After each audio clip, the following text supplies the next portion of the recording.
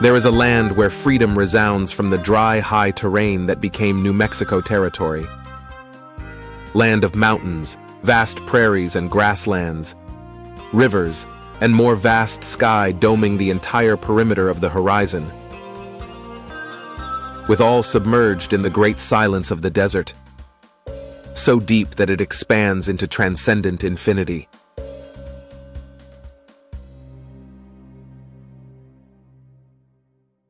Freedom implicit and promised did not make a backdrop for peace. Instead, that land's rusted, iron-red earth has mingled with iron-laden blood of murders and massacres, as invaders struggled with occupants for possession and extermination, maddened by gluttony and racism and illusions of a god on their side. Extraordinary people converged on that land with fate's whim, extraordinary in talent, evil, and good.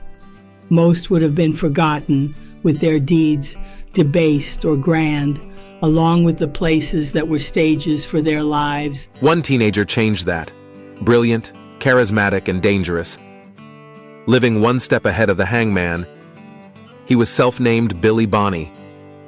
His short life, impacted, indirectly or directly, by them all, would propel them into history's glare, for judgment or vindication. These people's lives converged because one man's malignant mingling of religious fervor and deluded superiority invigorated westward invasion of North America by his white compatriots, echoing his maxim. It was named Manifest Destiny by newspaperman John O'Sullivan. That man's name was Thomas Hart Benton. Born in 1782, dying in 1858, he was a North Carolina slave owner who dampened his pro-slavery stance as a Democrat Missouri senator from 1821 to 1851, but not his racist and genocidal doctrine. In 1846, he presented it to Congress. It would seem that the white race alone received the divine command to subdue and replenish the earth, for it is the only race that has obeyed it, the only race that hunts out new and distant lands, and even a new world to subdue and replenish. Civilization or extinction has been the fate of all people who have found themselves in the trace of the advancing whites, and civilization, always the preference of the whites, has been the van of the Caucasian race, now top the Rocky Mountains and spread down on the shores of the Pacific. In a few years, a great population will grow up there, luminous with the accumulated lights of the European and American civilization. Pressed as an object, while extinction has followed as a consequence of its resistance. When Thomas Hart Benton's daughter married the trapper, John C. Fremont, Benton got him government funding for westward exploration, likely also reconnaissance in that Mexican land. Fremont's guide was Trapper, Kit Carson, a mythologized frontiersman.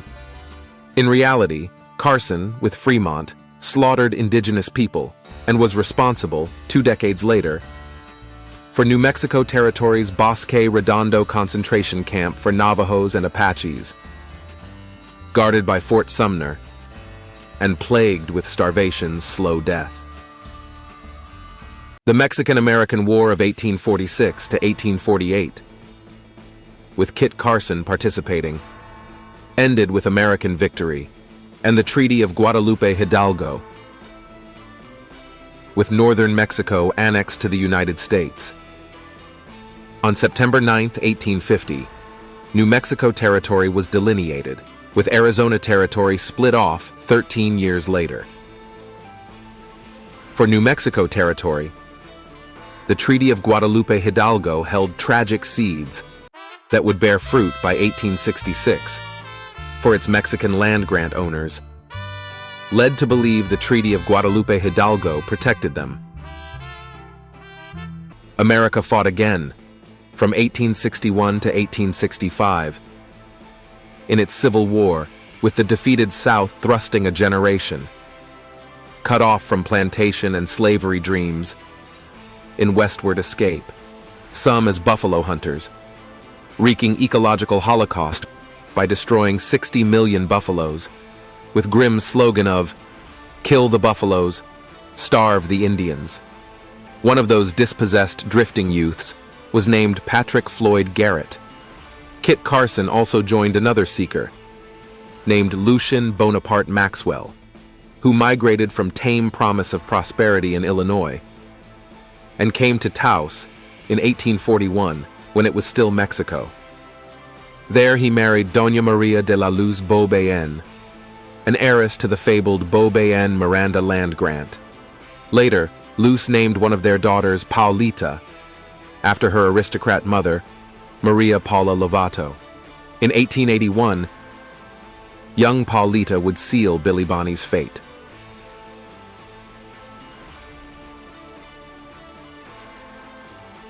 Lucien Maxwell and Kit Carson drove sheep to California to profit indirectly from the gold rush by feeding its other hunger.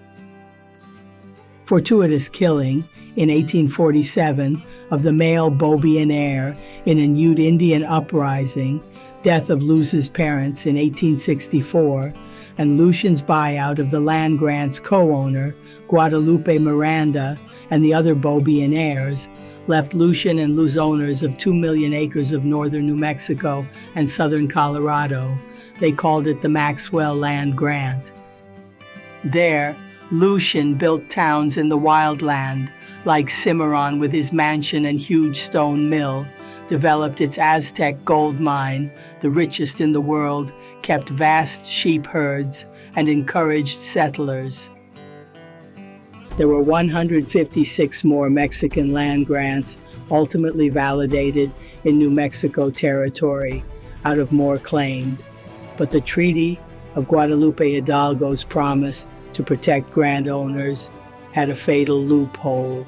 They had to prove ownership to Congress while possessing just informal agreements and imprecise maps.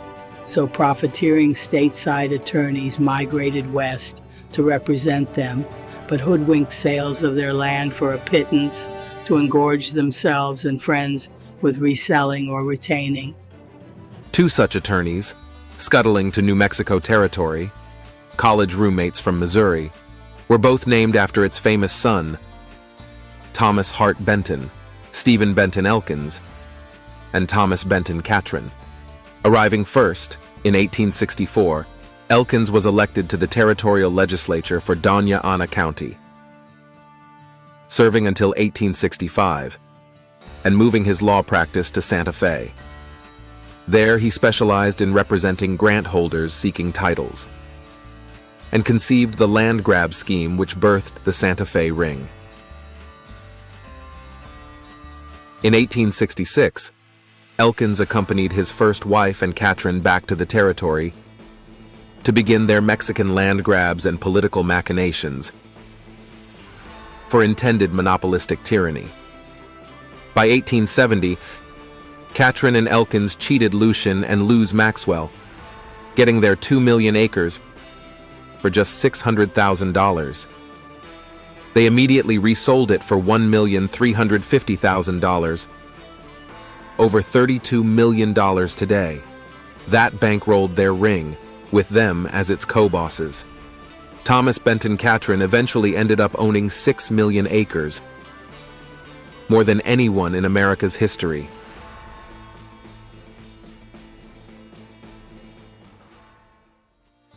Catron's and Elkins's Santa Fe Ring was an informal collusion of so-called friends, primarily territorial and federal public officials, securing wealth, power, and guaranteed mutual protection. Most became Masons as a sacred bond. Infiltrated with the Santa Fe Ring's malignant cronyism were the territory's executive, legislative, judicial, and law enforcement branches, destroying balance of powers or redress, and turning the territory into a fiefdom. The ring was also multi-tiered, like the 19th century mafia, with thugs doing hanging offenses, so higher-ups could claim plausible deniability of involvement. Not until 1970, and against the actual mafia, did Congress pass the Racketeer Influenced and Corrupt Organizations Act, or RICO, to prosecute bosses.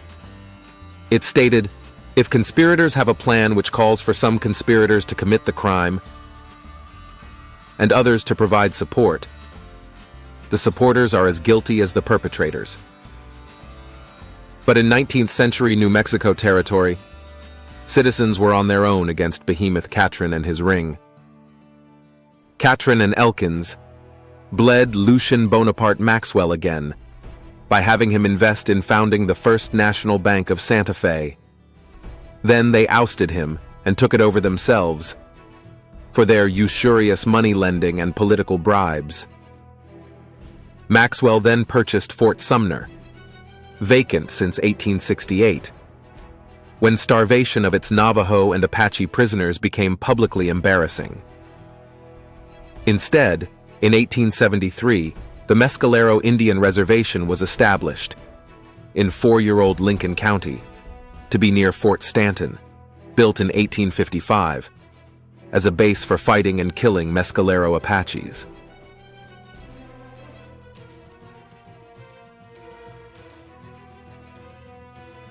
Lucien Maxwell again built a town, converting Fort Sumner's buildings, lining the perimeter of its parade ground. Now, its plaza. Lucien rebuilt its single-story officers' quarters into his family's 2-story mansion. Its thousands of acres, rumored to have bones of Indians wherever one dug, became grazing land for his sheep.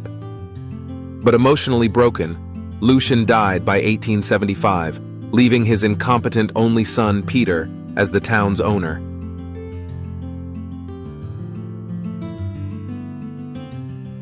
With insatiable greed, ring bosses Catron and Elkins built their frontier fiefdom, seeking to profit from its stolen land for their mercantile, ranching, railroad, and mining oligarchy.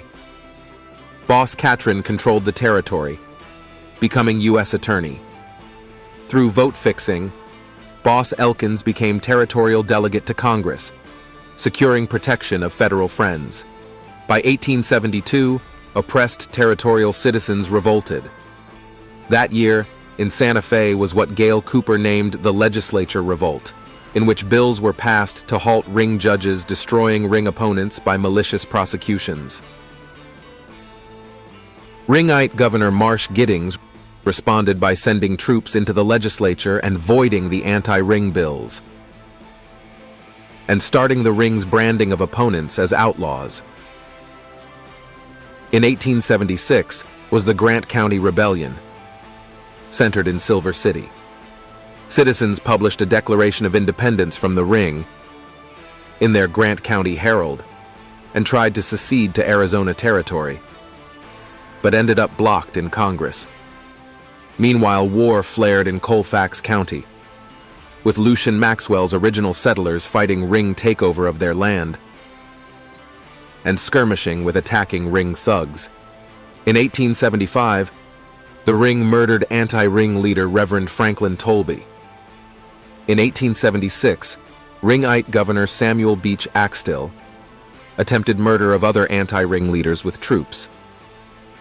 In a telegraphed scheme to his Cimarron accomplice, exposed as the Deer Bend plot, Axtell then removed Colfax County courts to block prosecutions of Tolby's killers.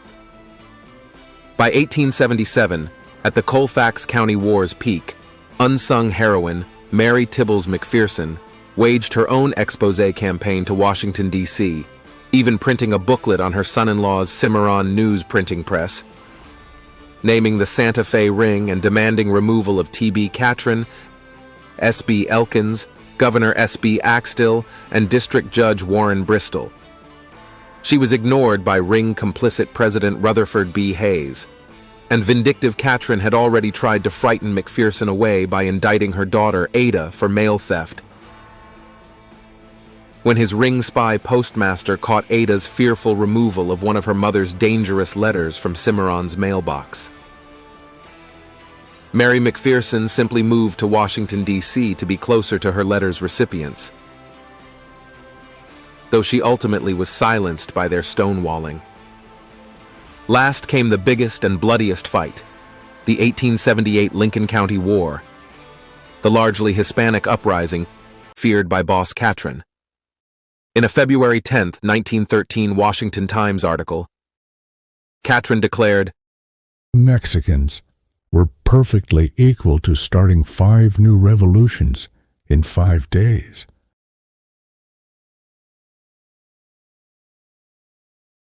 Others had been drawn westward by missionary fervor. One, named Alexander McSween, becoming a lawyer, but retaining zeal of first calling as a Presbyterian minister, settled in a New Mexico territory town called Lincoln, seat of Lincoln County.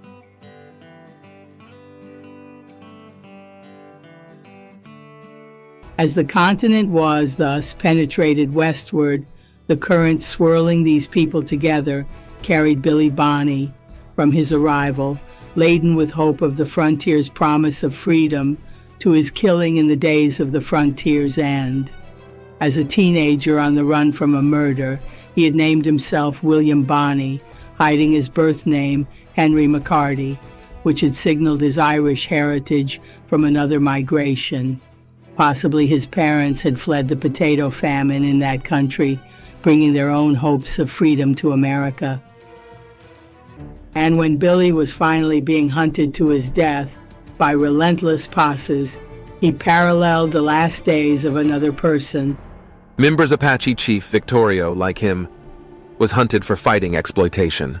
Indeed, the westward expansion had been just one chapter of the genocidal Indian Wars, spanning the 17th century to mid-19th century.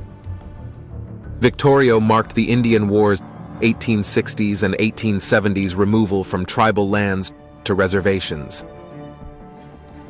His Mimbres Apaches had been expelled from their fertile Ojo Caliente land to Arizona Territory's San Carlos Reservation Desert.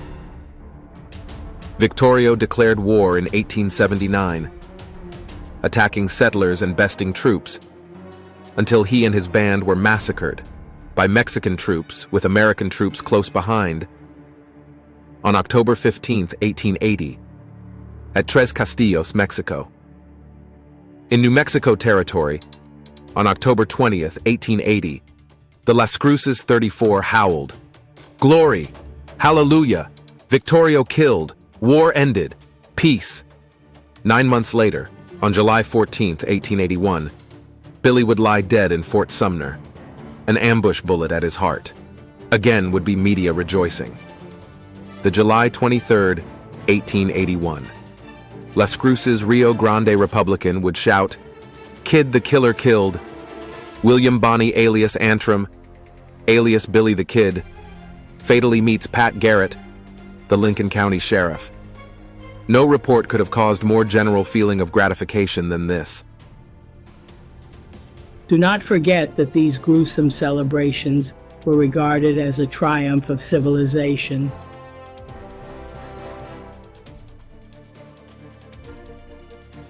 Henry McCarty, the future Billy Bonney by his own telling, was born in New York City on November 23, 1859. His mother Catherine has a forgotten surname. Catherine had another son, Joseph or Josie McCarty, 5 years older than Billy, but their McCarty father is unknown, and illegitimacy is possible. Catherine began her westward migration when Billy was a child. A man appears in her Indiana destination, William Henry Harrison Antrim, as both purchased land in Indianapolis, Indiana. Together, they then continued westward to Wichita, Kansas, again seemingly putting down roots by buying land there. But again, they went westward. Was the move doctor recommended with first diagnosis of her tuberculosis? Or was Antrim gripped by mining fever, drawing them to New Mexico Territory? They stopped in Santa Fe to be married by a Reverend David F. McFarland on March 1, 1873, in the First Presbyterian Church, with Henry and Josie as witnesses. The family's destination was Grant County's Silver City, near its southwest border with Arizona Territory. Their heart of downtown cabin implied middle-class attainment, with Catherine as a laundress and Antrim seeking wealth in the silver mines. Income also came from a boarder named Ashman Ash Upson, a failed journalist, and a measure of fate's close press on Henry McCarty Antrim, as Upson learned his birthday of November 23, 1859, and New York birth firsthand. In 9 years, in 1882, profiteering Upson would ghostwrite a lurid, dime novel-like book for Henry's killer, Pat Garrett. Its title was The Authentic Life of Billy the Kid, the noted desperado of the Southwest, whose deeds of daring and blood made his name a terror in New Mexico, Arizona, and northern Mexico.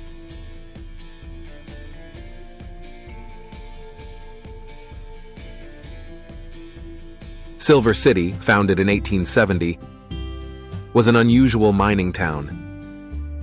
Its civic-minded citizens adorned their streets with red brick buildings, not mining shanties. In 6 years, that individualistic pride would yield the Grant County Rebellion. Young Henry McCarty Antrim might have even heard anti-ring mutterings when he left the year before Silver City published its Declaration of Independence. As Henry tried to fit in with local boys, his restless family did not bode normality, and his mother's debilitating tuberculosis seems to have drained the glue holding them together. Volatile Henry erupted in violence as he fought viciously, even pushing one boy to near drowning into a smaller water-filled ditch near his home from flooding, also creating the nearby massive Big Ditch. Alienated, Henry sought another culture, apparently becoming bilingual when seeking solace with Silver City's Hispanic population on Chihuahua Hill. He also attended school, learning rote penmanship called Spencerian handwriting, and getting admiration from his teacher, Mary Richards. Then, on September 16, 1874, came the catalytic crisis of his mother's death. Trauma was magnified by his heartless stepfather, casting out 14-year-old Henry and Josie to homelessness. A neighbor even had to pay for Catherine's funeral. 14-year-old Henry worked at a Silver City hotel and butcher shop, but delinquency was his anger's pressure valve. First, he stole a keg of butter from the hotel supplies. Then he escalated, with an adult accomplice named Sombrero Jack, to stealing clothes and 2 revolvers from a local Chinese laundry. Sombrero Jack absconded, but Grant County Sheriff Harvey Whitehill jailed Henry. Facing 39 lashes and 10 years hard labor, there being no exception for juveniles in the law, desperate Henry climbed out the jail's chimney on September 25, 1875.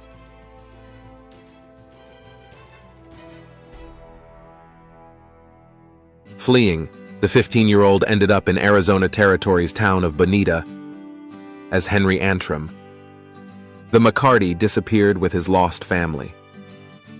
Henry had refused to give up cruel Antrim, in unrequited longing for a father that would echo through the rest of his life.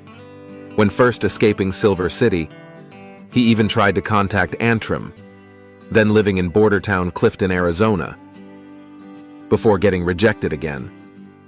Only then did Henry Antrim progress westward, heading alone to his fate. He would never see his brother Josie again. In Bonita, as Henry Antrim, Billy worked as a cook in a small hotel, but also stole military saddles, blankets, and horses from local Fort Grant, with adult accomplice John Mackey. In this period, Billy likely developed his shootist obsession, seeded by his Silver City Chinese laundry revolver stealing, and as a fantasy release for his pent-up rage. When both Henry and Mackey were locked in Fort Grant's guardhouse, Henry escaped through a roof ventilation space, but he shockingly remained in Bonita, betting on a technicality in the prosecution case and tolerating risk to keep a home. All ended on August 17, 1877, when he was accosted at Atkins' Cantina by the local blacksmith, Frank "Windy" Cahill. With a concealed revolver, Henry shot dead this unknowingly unarmed bully. Desperately, Henry mounted a racehorse named Cashaw, hitched outside. This time his escape from the law was eastward, back to New Mexico territory. Left was the Arizona coroner's jury that judged the killing as unjustified homicide, facilitated by Cahill's dying version of the event, with first-degree murder having that day's single consequence: hanging for Henry Antrim. Henry, however, likely viewed that killing as self-defense. But his tally list of victims had begun at age 17.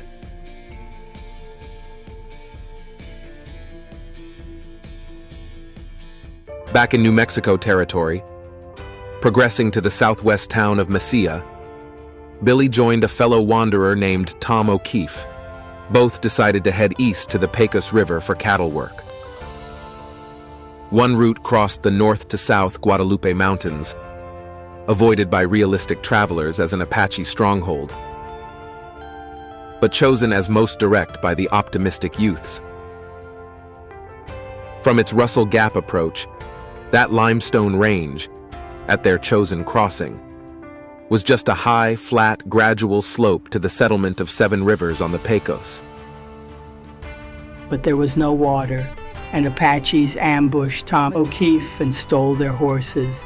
Billy was left to walk the 40 miles on foot, arriving near dehydration death at the Seven Rivers home of Ma'am Jones, her husband, Heiskell, and their many children.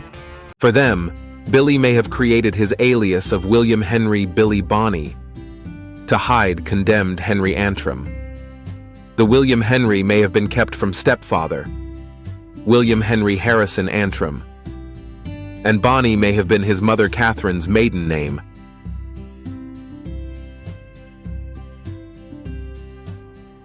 The older Jones boys, John, Jim, and Bill, likely were Billy's first contact with the Santa Fe ring. Though Jim and Bill helped their father at his Roswell store, they would all have known the local ranchers who grew their herds by rustling from ring competitor and cattle king, John Simpson Chisholm's giant herd of 80,000 longhorns. There was more to the rustling. The ring employed outlaw gangs to get beef for its Lincoln County mercantile monopoly, involving beef contracts to local Fort Stanton and the Mescalero Indian Reservation. The Jones family, that saved Billy, may have begun his trajectory into history by referring him to major ring rustler and assassin Jesse Evans with his gang. By the next month, September of 1877, Billy was riding with them, following his well-worn path into criminality. Coincidentally, they ranged in the southwest, near Silver City. Billy had come full circle, though much rougher than when he first departed. If Billy had visited his mother's grave, he would have seen her cemetery, along 12th Street, waterlogged in Silver City's flooding plague. But recorded is Billy's October 1st, 1877 stagecoach robbery with Jesse Evans's gang in nearby Cook's Canyon, where his recognition by a Silver City local was reported in the press. If Billy had stayed with Jesse Evans and his boys, he would have likely had a prosperous and anonymous life, since the Santa Fe ring was absolutely loyal to its thugs, who carried out its crimes so higher-ups could claim plausible deniability of involvement. And as implacably as the ring exterminated opponents, it shielded its own, with none ever successfully prosecuted. But fate was far from finished with Billy Bonney.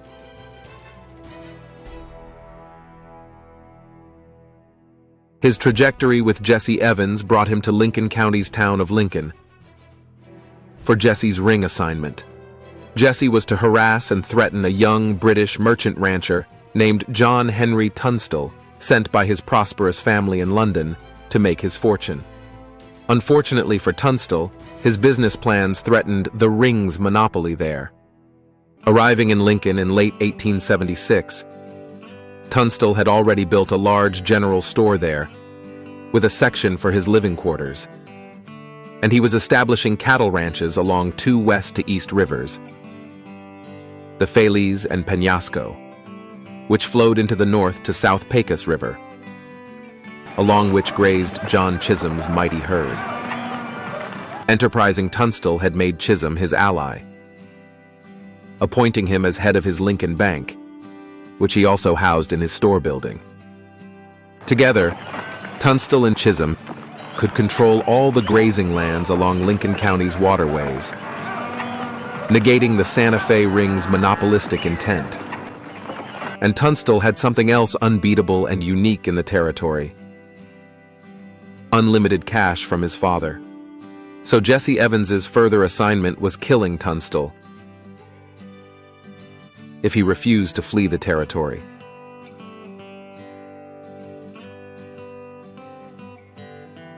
John Tunstall had explored many options before deciding on Lincoln County, but he had been convinced to settle by local Lincoln attorney, Alexander McSween, who had moved to Lincoln in 1876 with his wife Susan.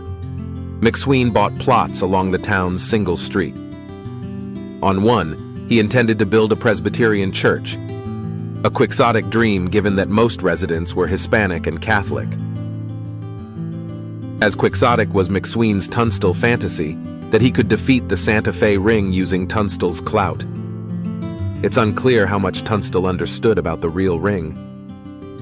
But he was soon prattling, in letters to his beloved family, about everything in the territory being controlled by rings. So he would make one himself. Tunstall possibly helped finance Alexander McSween's new house, next door to Tunstall's own store, a large two-winged abode with one side for McSween and his wife Susan, and the other for her sister Elizabeth, their 5 children, and her husband, David Shield. Shield was also McSween's law partner, sharing an office in the big house, and resident too was the men's law intern, Harvey Morris.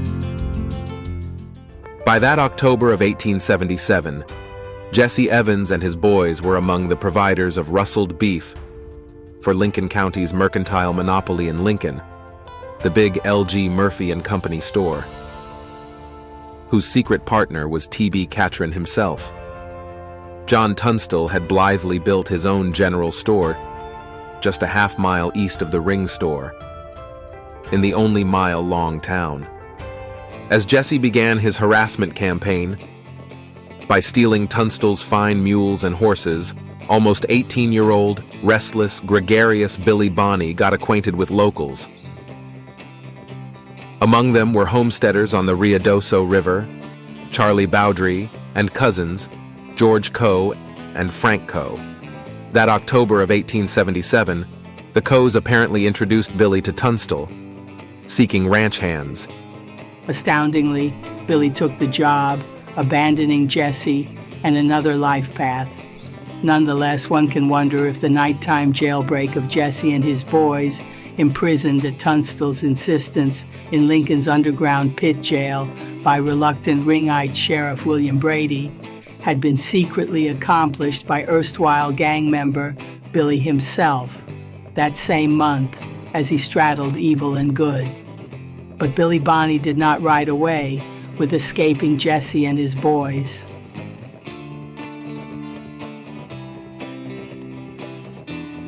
New hire Billy and Tunstall's other men became beneficiaries of his idealistic largesse and savvy business sense. Tunstall gifted Billy and another employee, half Chickasaw, Fred Waite, with a ranch on the Penasco River. Intended was Homestead Act purchases of parcels along the key rivers, since, as a British citizen, Tunstall couldn't utilize the bargain for himself, and providing thus for his men would strengthen his control by a league of compatriots, of the waterways, and with their inland miles of grazing land. Just 18, Billy was likely awed by this propulsion from homelessness to landowner. When he gave his deposition on Tunstall's murder to the presidential investigator Frank Warner Angel, after identifying himself as a Lincoln County resident, he added unbidden that he had that ranch on the Penasco River. It was likely his proudest achievement. And Tunstall apparently had a fondness for Billy.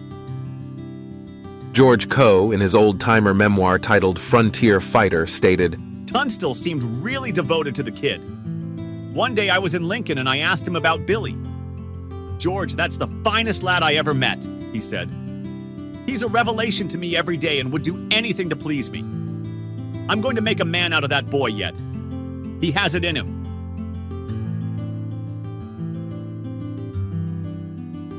Tunstall's flaw was innocence.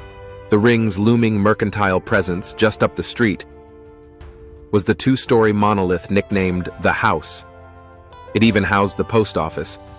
So the resident ring sub-bosses likely read Tunstall's alarmingly ambitious letters to England. And they had a vendetta against McSween. In 1876, he had quit as their attorney, with undisguised disgust at their defrauding Fort Stanton and the Mescalero Indian Reservation, with shoddy goods for their contracts. McSween had then set up private practice in his house, just down the street from them, as if waiting to pounce.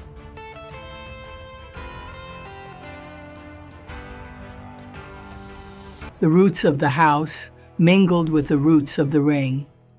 Thomas Benton Catron's earliest endeavor, after arriving in the territory in 1866, besides money lending, was acquiring beef contracts to forts, among them Lincoln County's Fort Stanton. There, the future owners of the house had a sutler's store and dealt with Catron, sharing beef and flour contracts to the Mescalero Indian Reservation. The store's operators were Emil Fritz and Lawrence Murphy. James Dolan was their clerk. In 1873, when Fort Stanton cavalryman Captain James F. Randlett complained to higher-ups about Fritz's and Murphy's inferior hay, violent sociopath Dolan shot him, though he accidentally survived. Catron got Randlett charged instead, though the Sutler group was expelled from the fort. That 1873, they relocated 9 miles to Lincoln, building their huge two-story store nicknamed The House, with Catron's mortgage, and continued to supply bad hay and rustled beef to the Fort and Mescalero Indian Reservation. By replacing its legitimate agent with ring ally, Frederick Godefroy.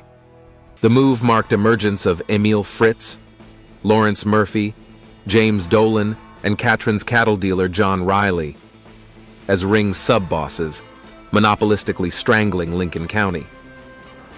They bled their cash-poor Mexican and Anglo-homesteader customers with usurious credit. Redress was impossible, since law enforcement and courts were ring-controlled. They reigned by terror. In 1875, when local rancher Robert Casey defeated Lawrence Murphy in a Lincoln election, he was murdered the same day.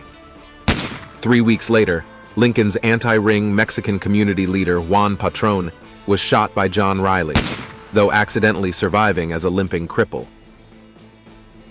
On May 9, 1877, James Dolan murdered a Hilario Jaramillo as a possible favor to the house's builder, George Pepin, who then married the widow.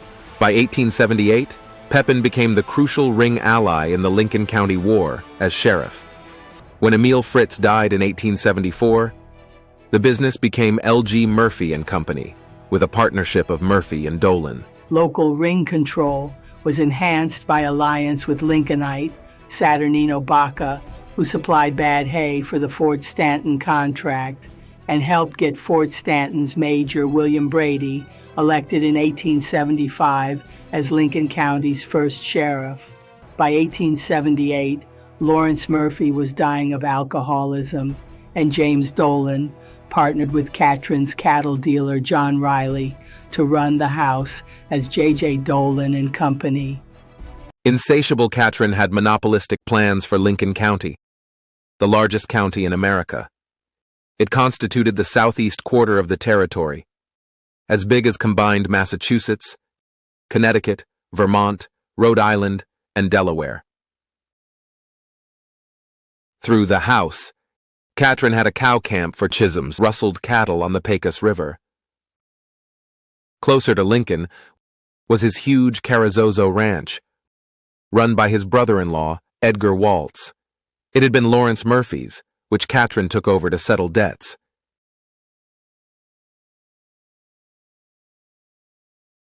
And there was a new Lincoln County resident. Billy, now affectionately called Kid by Tunstall's older employees, had finally found a welcoming home. George Coe, as an old-timer in his 1934 book, Frontier Fighter, emphasized Billy's popularity. Billy was the center of interest everywhere he went, and though heavily armed, he seemed as gentlemanly as a college-bred youth. He quickly became acquainted with everybody, and because of his humorous and pleasing personality, grew to be a community favorite. In fact, Billy was so popular, there wasn't enough of him to go around. He had a beautiful voice and sang like a bird. One of our special amusements was to get together every few nights and have singing. The thrill of those happy evenings still lingers, a pleasant memory, and tonight I would give a lot to live through one again. Frank Coe and I played the fiddles, and all of us danced, and here Billy too was in demand. George's cousin Frank Coe, as an old-timer on August 3, 1926, wrote admiringly about Billy in an unpublished letter to a William Steele Dean. He was 5 feet 8 inches, weighed 138 pounds, stood straight as an Indian, fine-looking a lad as I ever met. He was a ladies' man, the mixed girls were all crazy about him. He spoke their language well. He was a fine dancer, could go all their gates, and was one of them. He was a wonder, you would have been proud to know him.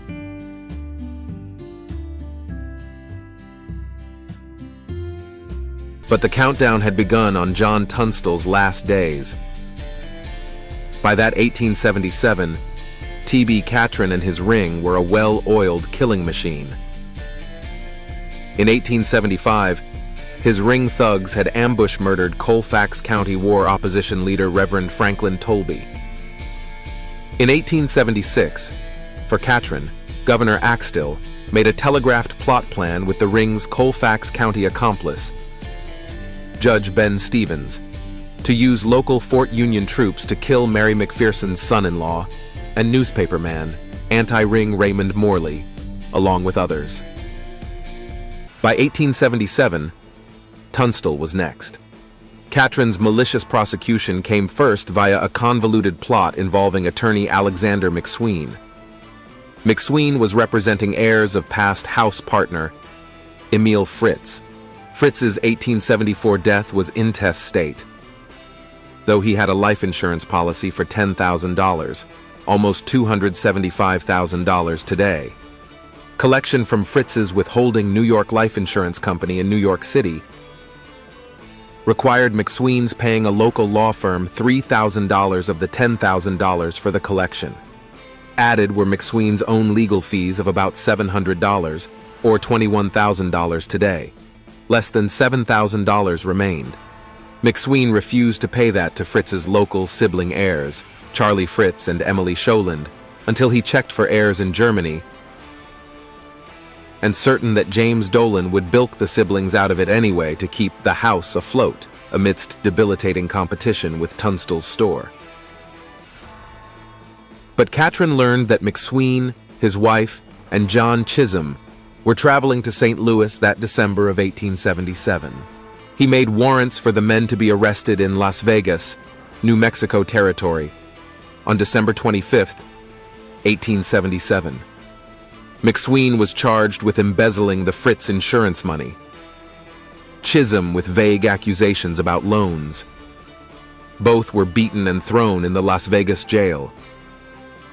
Though McSween was freed for a later hearing, Canny Chisholm stayed in jail to write his memoir, aware that wolves were again on the prowl, and McSween gained a special companion. Local deputy sheriff, Adolph Barrier, aware of the ring risk, selflessly decided to stay on as McSween's bodyguard. McSween's hearing was set in Mesilla for February 4th, 1878, under Judge Warren Bristol. With McSween came his legal partner, David Shield, and Lincoln County Justice of the Peace, John Squire Wilson. There, Bristol did more than indict McSween for embezzling. Bristol's surprise lie in the entangling plot was to declare that Tunstall was McSween's partner, thus also responsible for repaying the embezzled amount, which Bristol fabricated as the original $10,000. For surety, Bristol ordered attachment, meaning appraisal, of both men's property, to ensure payment to the local siblings, if the case was lost in that April's grand jury.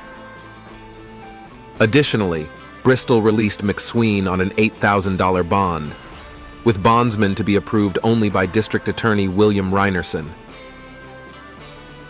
Reinerson was an astoundingly 7-foot ring sadist who had murdered political rival Chief Justice Slough in 1867, with Catron getting him off on self-defense. Bristol was leaving open Sheriff William Brady's throwing McSween into Lincoln's pit jail for clandestine murder. Later, one of McSween's bondsmen, Jose Montano, claimed Catron had threatened him with prosecution for cutting public timber unless he withdrew his bond offer. The intent of Catron's scheme was inciting violence. Though the ring was an early form of organized crime, Catron preferred a guise of legality, since killing with hired thugs held the risk of their revealing their employers. Killing in self-defense was preferred. So Sheriff Brady's chief deputy, Jacob Basil Billy Matthews, doing the property attachment at Tunstall's Felis River Ranch, even brought gun-waving assigned killer Jesse Evans and his boys in failed attempt to incite violence. The one who came closest to the brink was Billy Bonney. At Tunstall's store with his ranch partner Fred Waite, enraged, Billy had to be restrained from shooting Sheriff Brady's deputies doing the attachment inside. Billy likely later learned John Tunstall's own response to the lawman's harassment. The life of one man is worth more than all I own.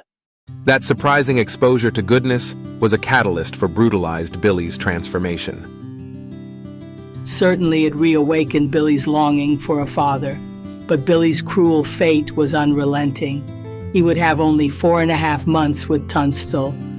By mid-February of 1878, it was obvious that Catron's malicious prosecution of McSween and Tunstall wasn't working. Neither fled the territory.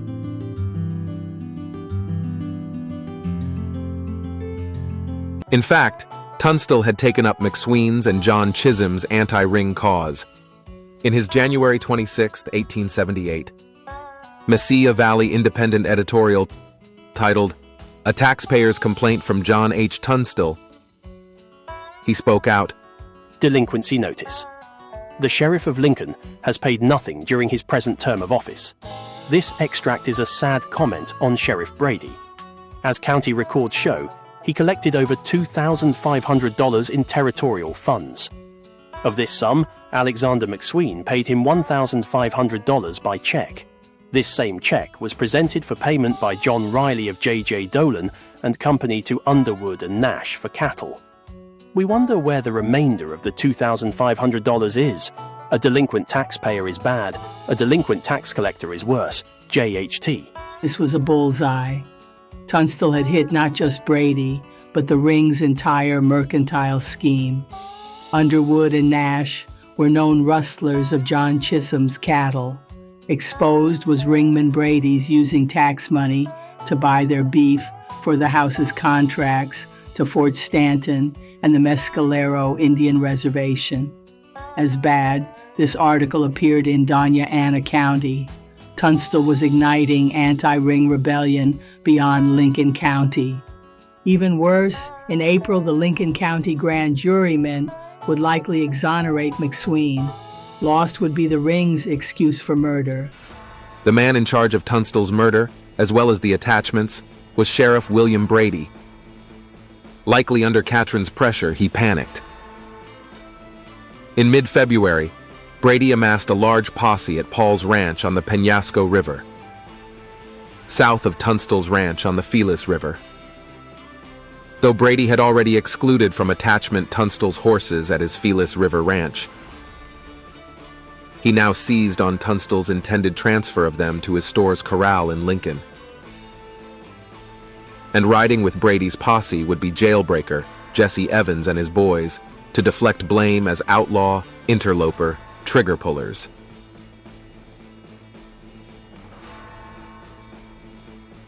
John Tunstall's February 18, 1878 ring murder matched the ring's 1875 Colfax County murder of Reverend Franklin Tolby, with remote wild land, thug assassins, and the body hidden to shield the killers. Tunstall and his men drove his horses north toward Lincoln on a narrow trail through forested land. On June 8, 1878, Billy Bonney described the scene 4 months later in his deposition to federal investigator Frank Warner Angel. On the night of the 17th of February AD 1878, J.H. Tunstall arrived at the ranch and informed all the persons there that reliable information had reached him that J.B. Matthews was gathering a large party of outlaws and desperados as a posse, and that posse was coming to the ranch, the Mexicans in the party to gather up the cattle and the balance of the party to kill the persons at the ranch. It was thereupon decided that all persons at the ranch, excepting G. Gauss, were to leave, and William McCloskey was that night sent to the Rio Penasco to inform the posse who were camped there that they could come over and round up the cattle, count them, and leave a man there to take care of them, and that Mr. Tunstall would also leave a man there to help round up and count the cattle and help to take care of them. I left the ranch in company with J.H. Tunstall, R.A. Wiedemann, R.M. Brewer, John Middleton, and F.T. Waite. Tunstall, Wiedemann, Brewer, Middleton, and me drove the loose horses, Waite driving the wagon. Waite took the road for Lincoln with the wagon, the rest of the party taking the trail with the horses. All the horses which I and party were driving, excepting 3, had been released by Sheriff Brady at Lincoln, that one of these 3 horses belonged to R.M. Brewer, and another was traded by Brewer to Tunstall for one of the released horses. When I and the party had traveled to within about 3 miles from the Rio Ruidoso, I and John Middleton were in drag in the rear of the balance of the party, and just upon reaching the brow of a hill, we saw a large party of men coming towards us from the rear at full speed, and Middleton and I once rode forward to inform the balance of the party of the fact. I had not more than barely reached Brewer and Wiedemann when the attacking party cleared the brow of the hill and commenced firing at me, Wiedemann, and Brewer. I, Wiedemann, and Brewer rode over a hill towards another which was covered with large rocks and trees, in order to defend ourselves and make a stand. But the attacking party, undoubtedly seeing Tunstall, left off pursuing me and the 2 with me, and turned back to the caño in which the trail was. Shortly afterwards, we heard 2 or 3 separate and distinct shots, and the remark was then made by Middleton that they must have killed Tunstall. I then made the rest of my way to Lincoln in company with Robert A. Wiedemann, Brewer, Waite, and Middleton, stopping on the Rio Ruidoso in order to get men to look for the body of J.H. Tunstall. Neither I or any of the party fired off either rifle or pistol, and neither I or the parties with me fired a shot. Tunstall's hidden body, recovered by trackers the following day, was found 100 yards from the blood-soaked killing site, with his shot horse beside him, his hat mockingly adorning the dead horse. There was mutilation with the murder, with Tunstall's head bashed by a rifle butt, the rumored horse's severed tail shoved in Tunstall's mouth may have been another anatomical part. It was terrorist jeering. Billy's trauma was unimaginable. For the rest of his short life, one way or another, he fought the Santa Fe Ring.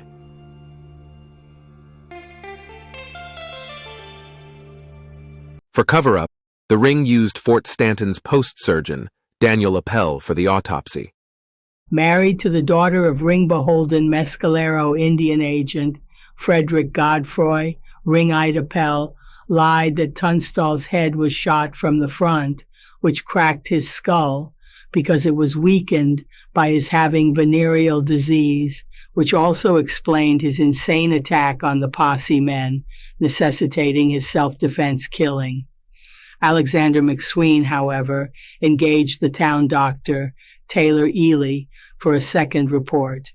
It proved the bullet entry hole was a murderous coup de grace at the back of the head, with exit in the front, the opposite of Appel's fiction. There was also a chest wound that likely caused Tunstall to fall from his horse into his murderer's hands. Hiding in the house, when Tunstall's body was brought back to Lincoln, were his murderers, Sheriff William Brady, his deputies and hitmen, Jesse Evans and his boys. Obviously, Brady arrested no one. In response, Justice of the Peace, John Squire Wilson, took affidavits from Tunstall's foreman, Dick Brewer, and Billy, then wrote the arrest warrants himself. So Billy discovered a new power, different from the gun. There was power in his voice as a witness. This he would not forget.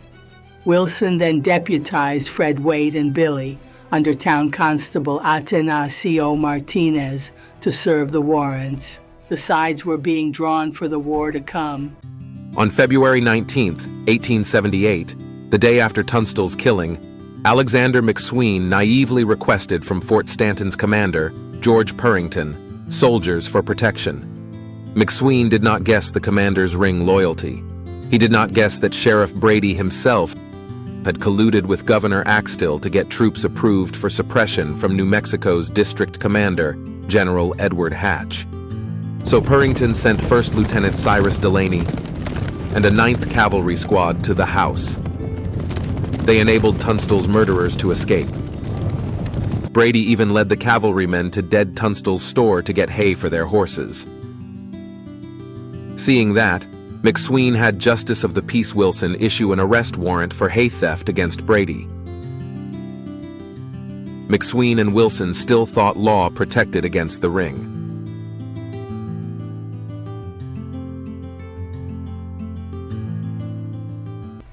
On February 20th, seeking peace, local Hispanic leader Juan Patron took Town Constable Martinez and deputies Billy and Fred Waite with his citizens' committee to reason with Brady at the house. But brutal Brady, puffed with ring empowerment, instead imprisoned Martinez, Waite, and Billy in Lincoln's pit jail, claiming only that he had the power. Brady also confiscated Billy's Winchester .73 carbine, likely a gift from Tunstall. So Billy, trapped underground and just to the east, along Lincoln's single street, missed Tunstall's funeral on February 23, 1878, with burial just east of Tunstall's store, on McSween's land, which had been intended for a Presbyterian church. Soon, Tunstall would not lie alone. Bloodthirsty megalomaniac Thomas Benton Catron was far from finished. Freed by Brady right after Tunstall's funeral, Billy and Waite joined Tunstall's other men, Charlie Bowdry, John Middleton, Jim Frenchy French, and Henry Brown, now calling themselves regulators. The reference was likely to pre-Revolutionary War, 1772, North Carolina freedom fighters who took a stand against corrupt British officials. As leader, the new regulators appointed Tunstall's foreman, homestead farmer Dick Brewer. Meanwhile, Tunstall's supposed ally, John Chisholm, reneged on paying Tunstall's employees, who were left fighting for freedom. Billy never forgave Chisholm, whose cowboys could have balanced the numbers of Pecos River ring ranchers, who now were adversaries, fearing, if Chisholm's side won, their herds would be seized.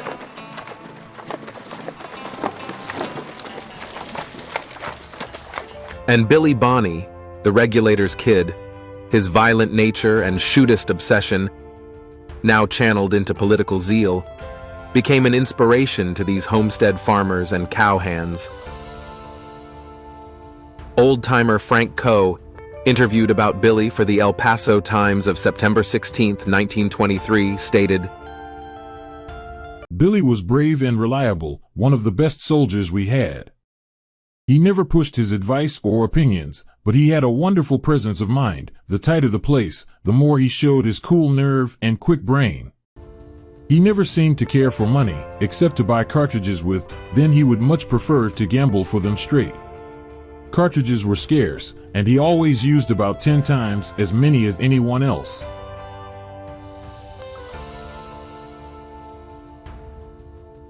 By March 6, 1878, the regulators, under Dick Brewer, made their first arrests of John Tunstall's killers, it being 17 days after his assassination and his birthday.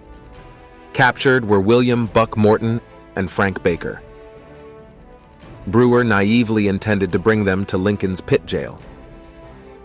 Passing through Roswell, Morton mailed his letter through its postmaster, Ashman Ash Upson, past border in Billy's Silver City home, still Fate's vehicle, witnessing Billy's life.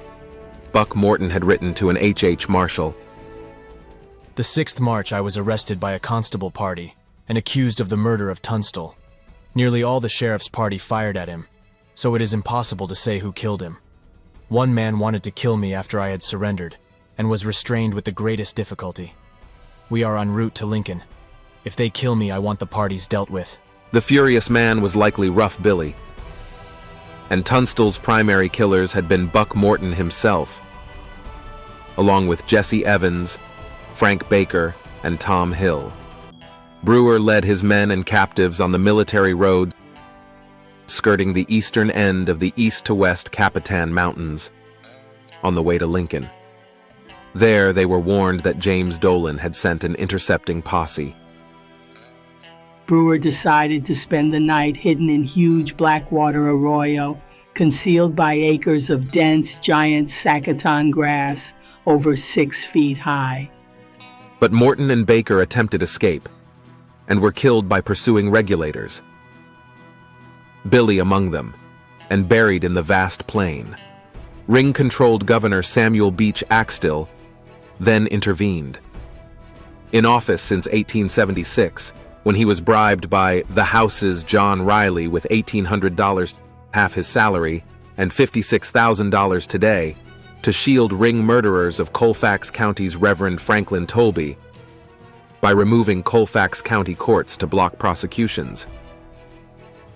Axtell had also used Fort Union troops in a failed plot to murder other anti-ring leaders there. Axtell now did a rerun.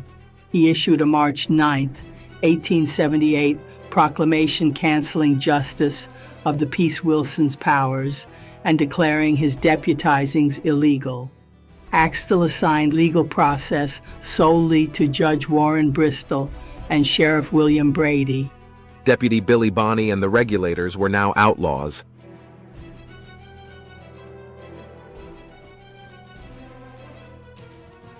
The regulators realized that next to be murdered would be Alexander McSween. His grand jury trial was in April the next month, and McSween had been defiant.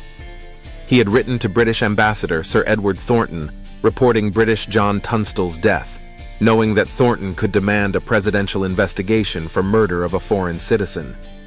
To Secretary of the Interior Carl Schurz, McSween reported that the House was selling stolen beef and mealy flour to the Mescalero Indian Reservation.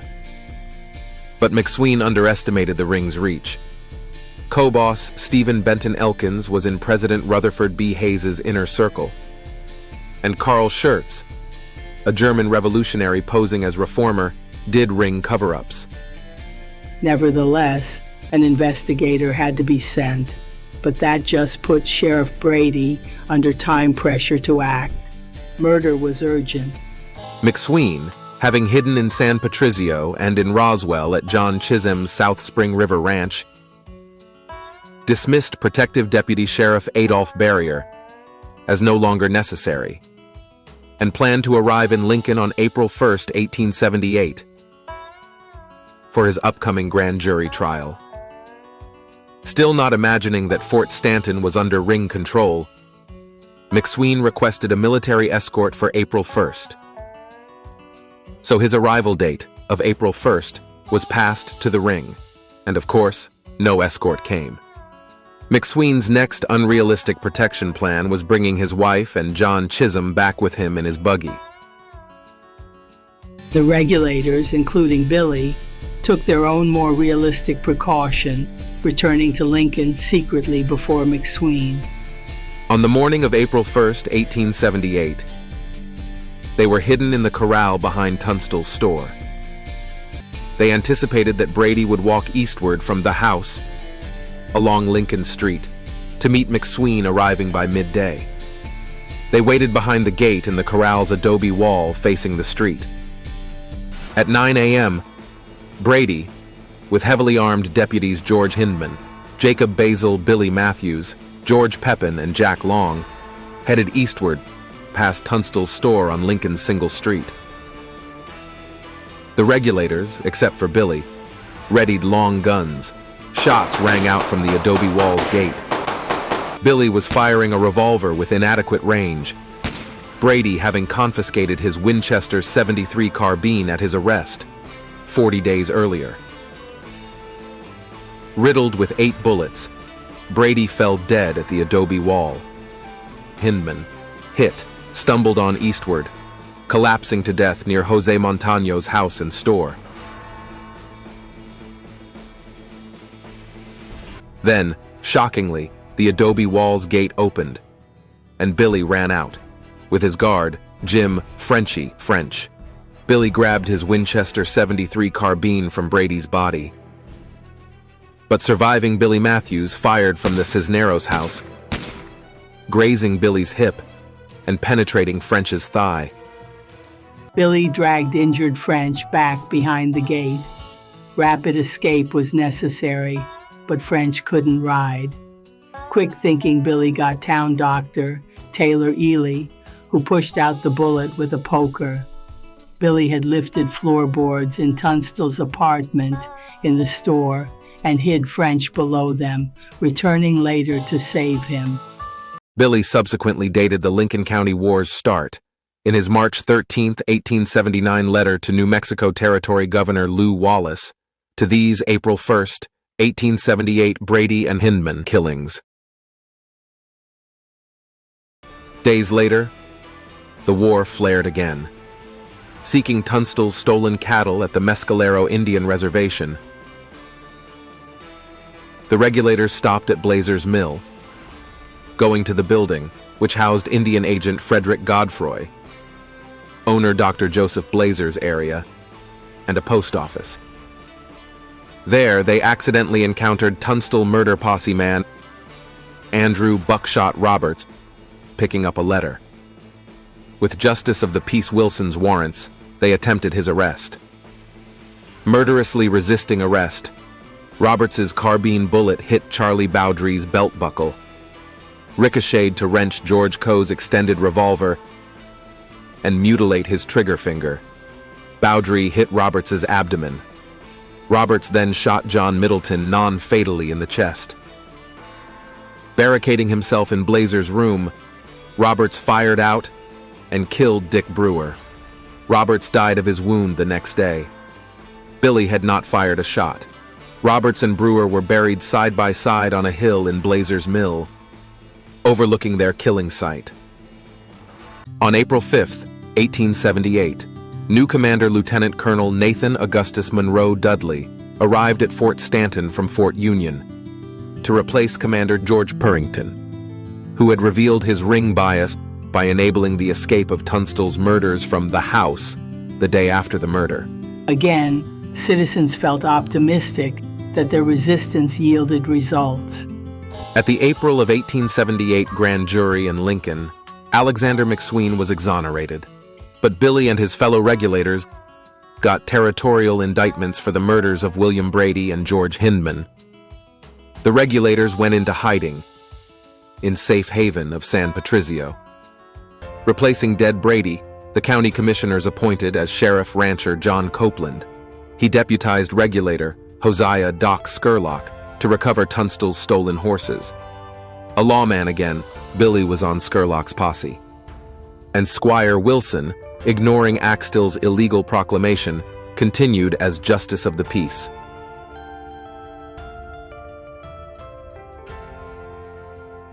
Optimism was short-lived. On April 28, 1878, new regulator leader Frank McNabb was murdered in ambush by Ringite Seven Rivers rustlers. Hosea Doc Skurlock became his replacement regulator leader. On April 30th was a skirmish of regulators hiding in Isaac Ellis's house and the Seven Rivers murderers of McNabb, who had come to Lincoln to murder McSween, but got 4 of their men killed and 1 wounded instead. Sheriff Copeland then arrested the remaining 27, imprisoning them in Fort Stanton. McSween, still trusting justice, went to San Patricio's Justice of the Peace, Gregorio Trujillo, to report Frank McNabb's murder and the Seven Rivers Boys' attack. Trujillo made arrest warrants for Sheriff Copeland. On May 1st, James Dolan rode with George Pepin and Billy Matthews the 20 miles to Blazer's Mill to Ringite Justice of the Peace David Easton, who shared Joseph Blazer's office. They swore out affidavits to Easton naming Alexander McSween, William Bonney alias, Henry Antrim alias Kidd, and others unknown, with murder and assault of the Seven Rivers men. Easton then panicked and quit. That invalidated his warrants. Sheriff Copeland learned new Commander Dudley's ring biased the hard way when he went to the fort to give him Trujillo's warrants. Dudley freed the Seven Rivers men. Incompetent and alcoholic Dudley's attorney for his past 2 court-martials had been Thomas Benton Catron himself. Dudley then sent Copeland under military guard to San Patricio in failed attempt to serve McSween and the Kid with David Easton's warrants, unaware they were void. On May 28th, after John Copeland forgot to post his tax-collecting bond, Governor Axtell, by another proclamation, removed him and appointed as sheriff Ringite George Pepin, Brady's deputy, present at Brady's killing. Pepin would become the agent of the Lincoln County War Battle's atrocities. The released Seven Rivers murderers of Frank McNabb would later join Pepin's other outlaw posse men.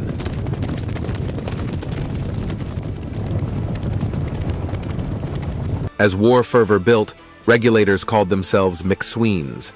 Billy's affiliation with Lincoln's, Firebrand Youth, Eugenio Salazar, and Billy's closeness to Hispanic residents of San Patricio likely facilitated Hispanic involvement.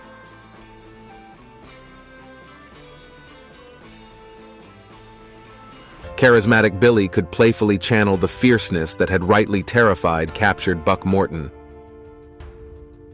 George Coe, as an old-timer, published his 1934 Frontier Fighter. He gave an anecdote showing steely-nerved, teenaged Billy teasing grown men. We made a big bonfire and sat around swapping lies and bragging. Then we talked about riding into Lincoln and setting in short order all the difficulties that were troubling the people there. We were a brave band, as we told it.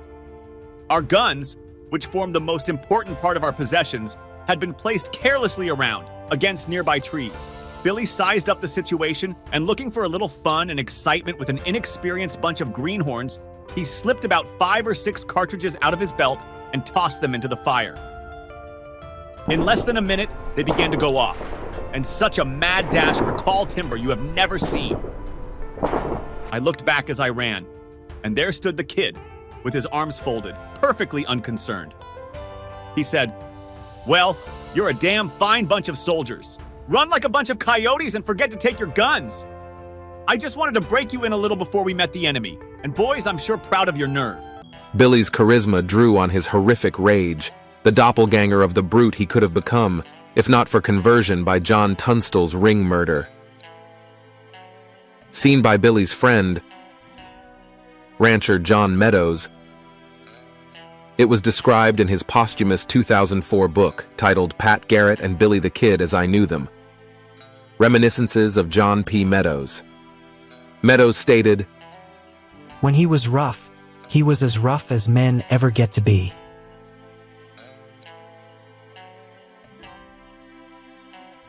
Attorney Alexander McSween was an unlikely war leader, starting with his denial that one was happening, compounded with pacifism and confidence in the law.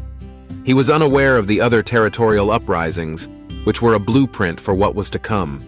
and he was surely unaware that he was next in Billy Bonney's search for a father figure. On May 4th, 1878, McSween's requested presidential investigator arrived in Santa Fe. Attorney Frank Warner Angel was to report to the Departments of Justice and Interior as to whether United States officials murdered John Tunstall. Angel was secretly given the suspects' names: Thomas Benton Catron and Governor Samuel Beach Axtell. Intelligent and diligent, Angel would find the answer. What he would do with it was another matter. On May 19th, the Ring unfurled its usual outlaw myth to set up military intervention. John Riley, house partner and Catron's cattle agent, sent Commander Dudley a staged letter lying that the regulators had stolen 2,000 of Catron's Pecos cow camp cattle and had murdered one of his men there. Riley claimed troops were needed to stop these outlaws. On June 8, 1878, Billy risked his life by coming to Lincoln to give his articulate deposition to investigator Frank Warner Angel about witnessing Sheriff Brady's posse's attack on Tunstall. It has Billy's first known signature as William H. Bonney. His public persona had begun. Alexander McSween had preceded Billy on June 6th. McSween's deposition was the longest of Angel's 39. It was the best evidence for the Ring's control of the house and its malicious prosecution of himself and Tunstall. It proved that U.S. officials had murdered Tunstall and had tried to murder him. McSween's massive evidence included Catron's secret cipher code for telegrams, with McSween's code name being Diablo, and the February 14, 1878 letter from District Attorney William Reinerson to friends Dolan and Riley, heralding Tunstall's murder.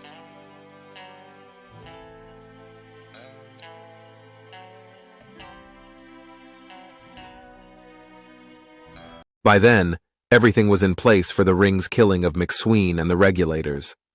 Then a problem arose. On June 18th, Congress passed the Posse Comitatus Act. It barred use of the military to intervene in civilian disputes. Its exception was protecting women and children. In fact, on March 24th, just before that restriction, Sheriff Brady had used Fort Stanton troops as his Posse Comitatus in attempt to murder McSween at John Chisholm's ranch, and the Ring had been using troops for potential killing in the 1872 legislature revolt. And, in 1875 and 1876, in the Colfax County War.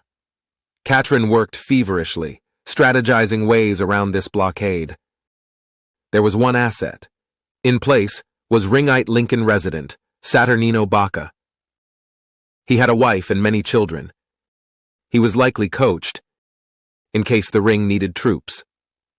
On June 21, 1878, Catron, as U.S. Attorney, also took his own exterminating action.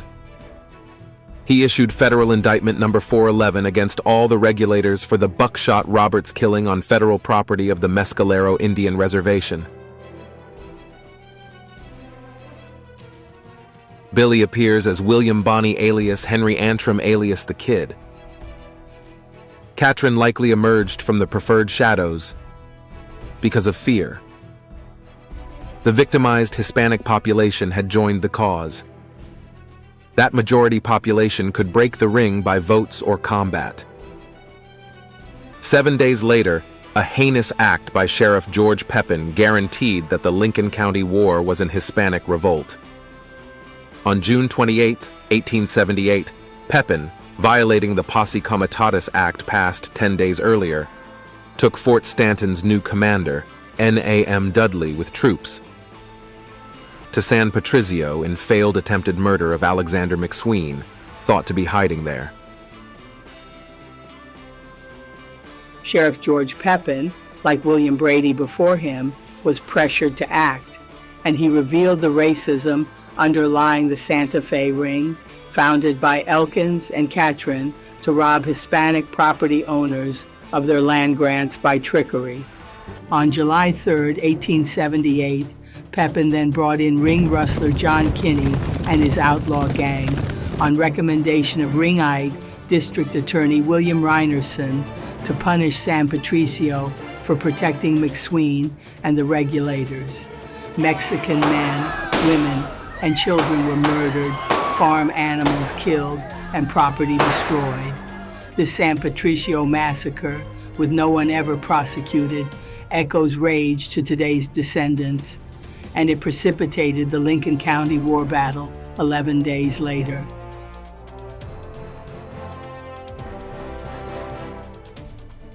Billy, close to San Patricio residence, erupted in fury 8 days later, on July 13th. In a letter to Catherine's brother-in-law, Edgar Waltz, running Catherine's Carrizozo Ranch, it was signed only Regulator. Waltz guessed it was by Regulator Charlie Beaudry, but the original is lost. Its eloquence matches Billy's other writings, and it threatened guerrilla rustling, which Billy later used. Gale Cooper named it the Regulator Manifesto. Billy stated, Mr. Waltz, sir, we are all aware that your brother-in-law, T.B. Catherine, sustains the Murphy-Kinney party, and take this method of informing you that if any property belonging to the residents of this county is stolen or destroyed, Mr. Catherine's property will be dealt with, as nearly as can be, in the way in which the party he sustains deals with the property stolen or destroyed by them. We returned Mr. Thornton the horses we took for the purpose of keeping the Murphy crowd from pursuing us, with the promise that these horses should not again be used for that purpose. Now we know that the Tunstall estate cattle are pledged to Kinney and party. If they are taken, a similar number will be taken from your brother-in-law, T.B. Catherine. It is our object and efforts to protect property, but the man who plans destruction shall have destruction measured on him. Steal from the poorest or richest American or Mexican, and the full measure of the injury you do shall be visited upon the property of Mr. Catherine. This murderous band is harbored by you as your guest, and with the consent of Catherine occupies your property. I signed as Regulator. In his crazed megalomania, Catherine was exposing himself to annihilate Lincoln County's rebellion. Investigator Frank Warner Angel was still in the territory to record it. Even teenaged ranch hand Billy Bonney knew about Catherine, his law partner, William Thornton, and the Santa Fe Ring's organized crime. Catastrophe hung over the freedom fighters. Catastrophe also hung over Catherine and his ring. The next day, July 14, 1878, McSween, with 60 men, primarily Hispanic fighters from San Patricio and neighboring Picacho, and regulators, including new leader Doc Scurlock, and 18-year-old Billy, rode to reclaim Lincoln. McSween had sent James Dolan a petition banishing him. Dolan ignored it. Dolan's partner, John Riley, from J.J. Dolan and Company, was in Santa Fe strategizing with his actual employer, T.B. Catherine. Catherine had already informed District Commander Edward Hatch that troops might be needed in Lincoln. Catherine and Riley now plotted to evade the Posse Comitatus Act, barring military intervention. The majority of the townspeople, anticipating violence, had fled. But McSween, confident of peaceful takeover, had left his wife, Susan, and her sister, Elizabeth Shield, with her 5 little children in their big 2-winged house. David Shield, McSween's law partner, was away, reassured by him of no danger. And both men's law intern, Harvey Morris, was there, in the shared law office, on the premises. Next door, in the apartment of Tunstall's erstwhile store, were Dr. Taylor Ely, his wife, their infant and 5-year-old daughters, and live-in teacher, Susan Gates. Across the single street, Jose Montaño's wife was at home. At the east end of town had stayed McSweenside's Isaac Ellis and his family. In the middle of town, Squire Wilson stayed in his little house, not backing down on his Justice of the Peace role. And near the old stone tower, the Torreon, in the center of town, was the house McSween rented to Saturnino Baca. There, with his pregnant wife, whom he married when she was 13, and their many children of all ages, colluding with James Dolan, Baca was poised to be a traitor to his people. Still in Lincoln were also Sheriff George Pepin and his deputies, Billy Matthews and Jack Long. Heading to Lincoln to be Pepin's posse was an outlaw horde of about 60. Seven Rivers Rustler ranchers, and Mesilla outlaw John Kinney and his gang. The final battle of the Lincoln County War lasted 6 days, from July 14th to 19th of 1878. The McSween side hoped to tip the power balance to freedom and peace. The ring sought extermination of opponents.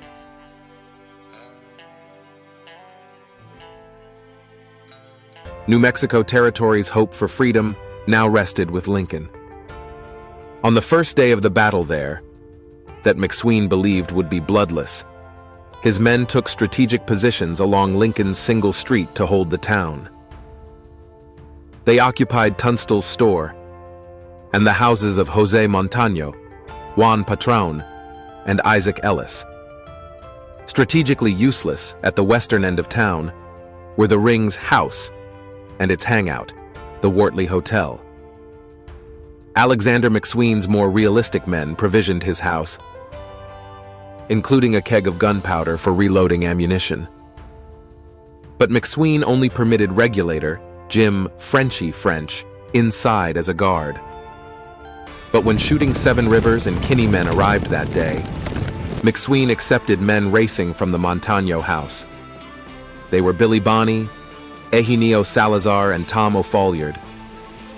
From San Patricio, they were Jose Chavez y Chavez, Francisco Zamora, and Vicente Romero. From Picacho, they were Ignacio Gonzalez and Florencio Chavez. Lincoln's terrain was ideal for defense. To the south were nearby, sparsely vegetated high foothills, which would leave assailants exposed to McSween men's gunfire. To the north, behind McSween's house, was the Bonito River, blocking adversaries. Much pointed to victory. By the battle's second day in McSween's house, his men had blockaded windows and cut defensive portholes in its adobe walls. McSween, with usual legality, sent by messenger an eviction letter to his tenant, Saturnino Baca, accusing him of aiding men threatening his life. Baca was provisioning Pepin's men, occupying the Torreon. But that second day's only aggression was Deputy Jack Long's attempt to serve David Easton's invalid warrants on McSween and the Kid. Long retreated at warning shots. No warrants were served. McSween remained confident of victory. Day 3 of the battle proved that McSween's held the town. Fort Stanton commander Nathan Augustus Monroe Dudley, already twice court-martialed, hesitated to violate the Posse Comitatus Act. So Sheriff Pepin, using the ring's outlaw myth, wrote to Dudley, "Sir, if you could loan me a howitzer, I am sure that parties for whom I have warrants would surrender. We are being attacked by a lawless mob." Tentatively, Commander Dudley sent to Lincoln 9th Cavalry Private Barry Robinson for so-called fact-finding. A staged shot at Robinson, likely from the house, caused his horse to throw him. Uninjured and remounted, Robinson hurried back to the fort, but Alexander McSween was now set up for another malicious prosecution: attempted murder of a soldier. Day 4 of the battle had more action by Dudley. By Fort Stanton's telegraph, he was likely being instructed by Catron on evading the Posse Comitatus Act. The so-called Private Barry Robinson attack provided excuse for more fact-finding. So Dudley sent Fort Stanton's post surgeon, Daniel Appel, to Lincoln. With Appel went Ringite, past Commander Captain George Purington and 5 soldiers. They questioned McSween and ignored his denial of the Robinson shooting, and Sheriff Pepin used the ceasefire of troops' presence to mobilize his men to the South foothills. That day had first casualties. From the Montaño house, Fernando Herrera, regulator Charlie Bowdry's brother-in-law, fatally shot with his Sharp's Big 50 Buffalo rifle. Seven Rivers posse man, Charlie Crawford, 915 yards away on those foothills. And Ben Ellis, son of McSweenside Isaac Ellis, was wounded by Pepin's men from the foothills. After that, carnage was solely by the ring. By day 5 of the battle, since the South foothills gave little advantage for Pepin's posse, McSween anticipated a near bloodless victory, and charismatic Billy inspired all in the house. Susan McSween later described Billy as lively. Eugenio Salazar there too was quoted as an old-timer. In Walter Noble Burns's 1926 book, The Saga of Billy the Kid, he said, Billy the Kid was the bravest fellow I ever knew. All through the battle he was as cool and cheerful as if he were playing a game, instead of fighting for his life. The ring too recognized a McSween victory as nigh. It was Saturnino Baca's moment. He sent his letter to Dolan at the house, calling McSween's eviction notice a threat to his wife and children. Soldiers were needed to protect them. Dolan, with outlaw posse man John Kinney, then paid Commander Dudley a visit at Fort Stanton. Dudley had no option of saying no.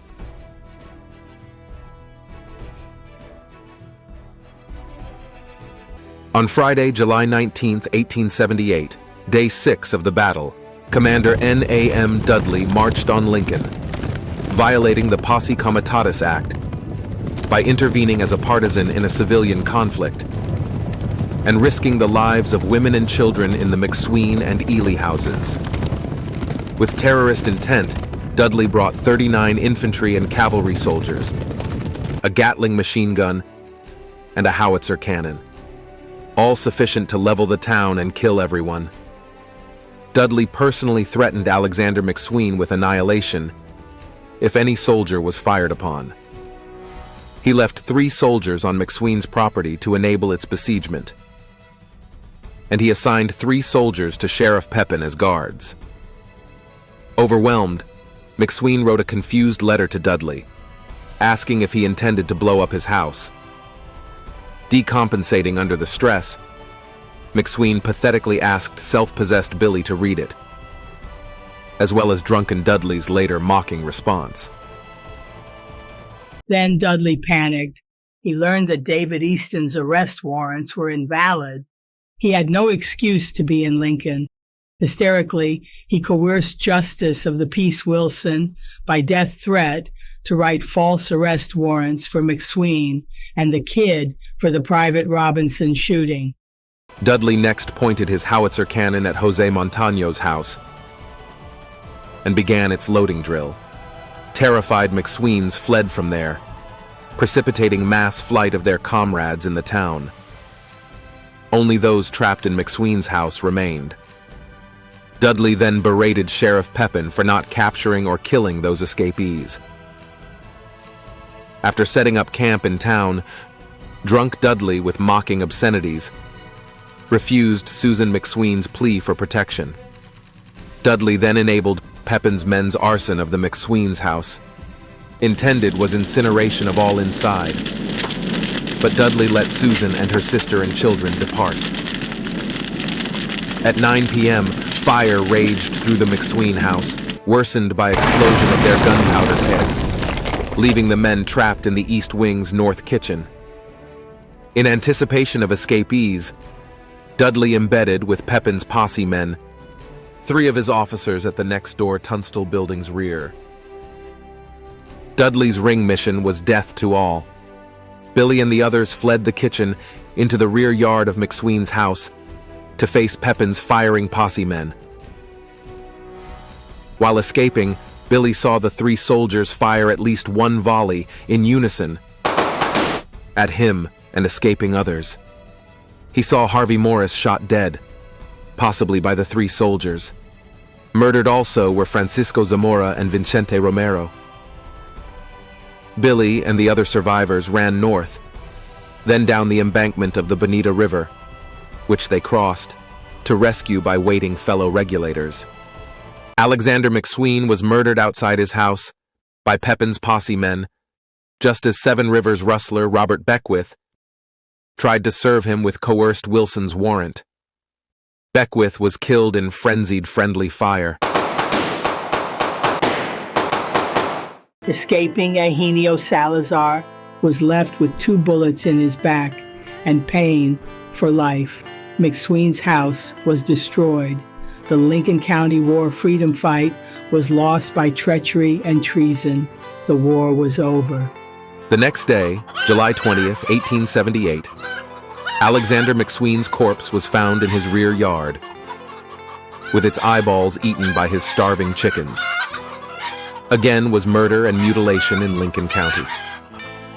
And at the adjoining Tunstall store property, Sheriff Pepin's outlaw posse men, with soldiers enabling presence, looted Tunstall's store.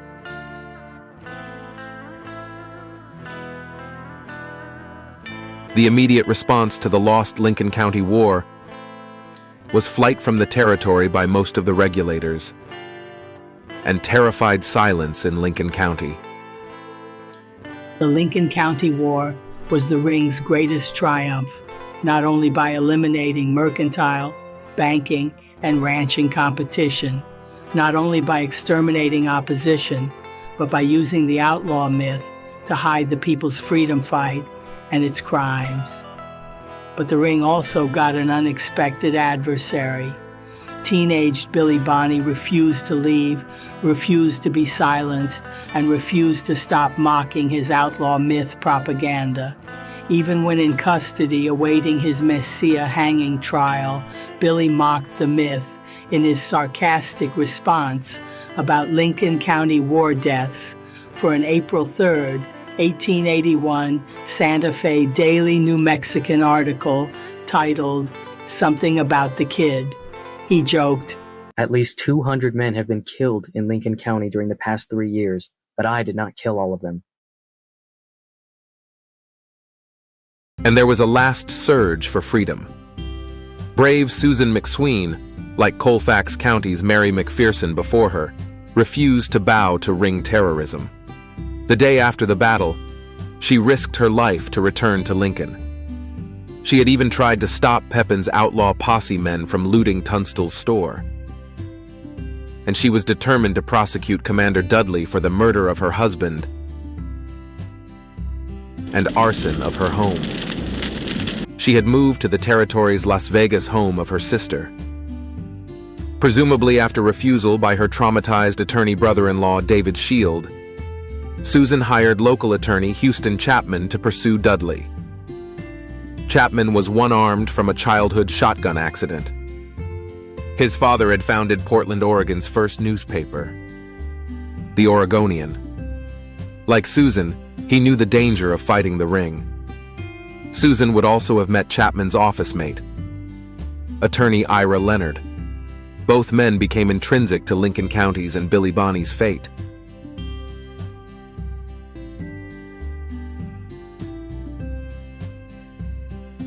Hope for justice now rested with Frank Warner Angel's investigation of Tunstall's murder by United States officials. Angel knew the truth, and Angel was writing his reports. He had been in the territory from May to September of 1878.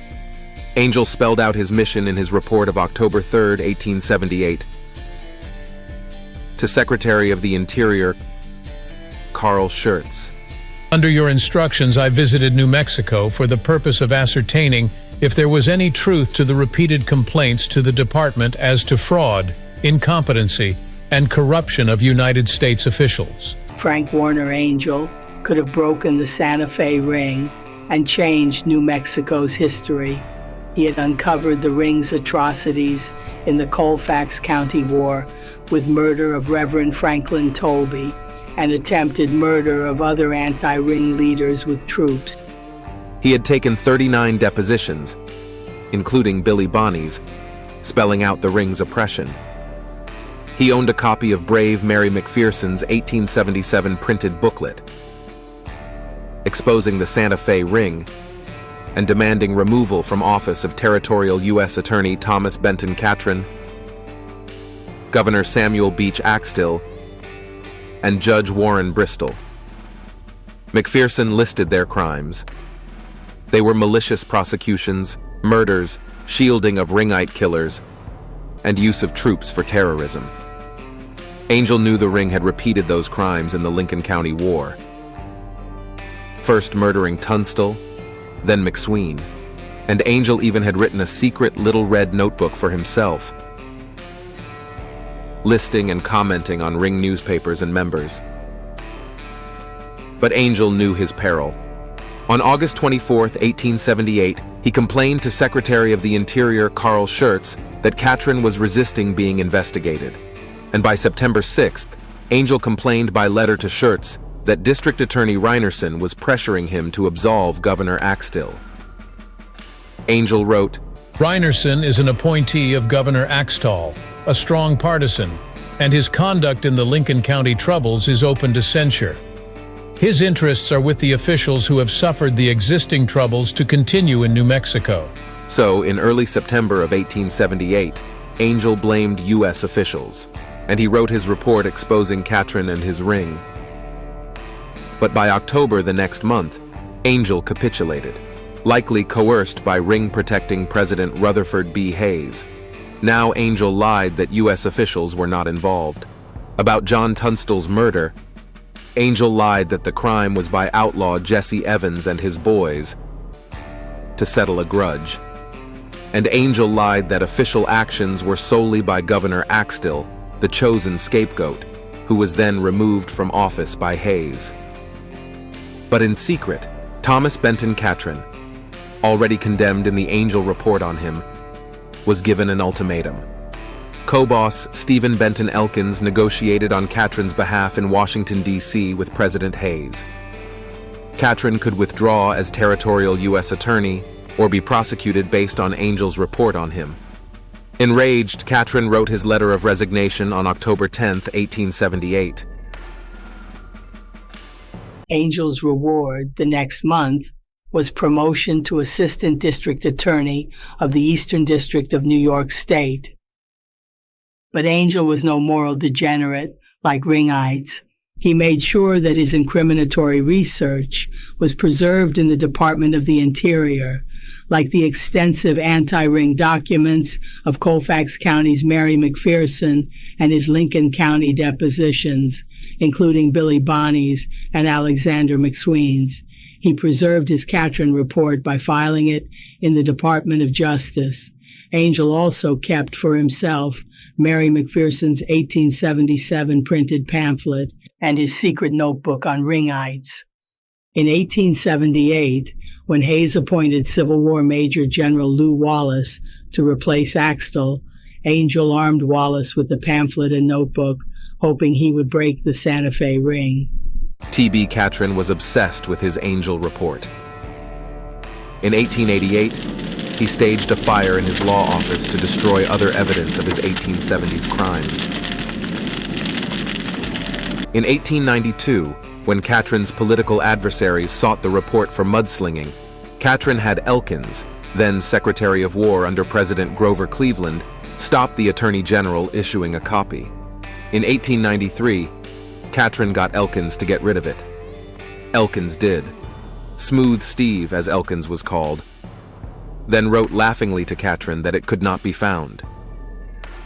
Subsequently, Catron and Elkins lied that a Catron report had never been done by Frank Warner Angel.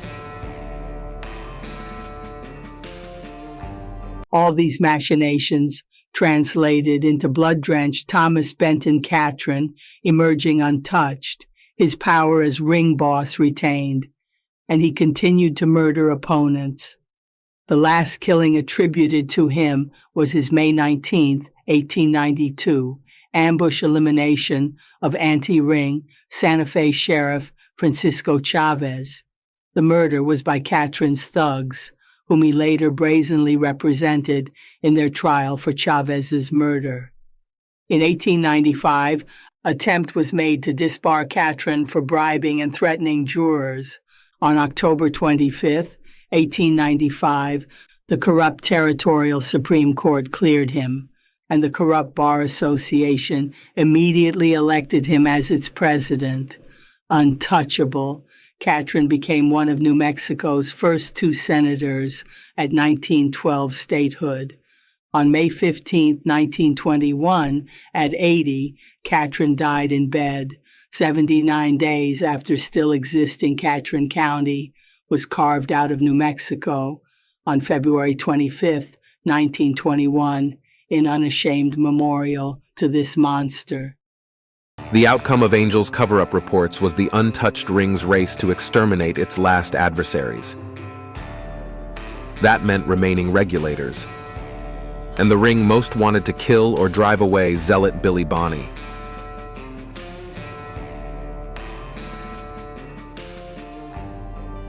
Billy had just miraculously escaped being burned alive, executed by soldiers' volleys, or bullet-riddled by Sheriff Pepin's outlaw posse.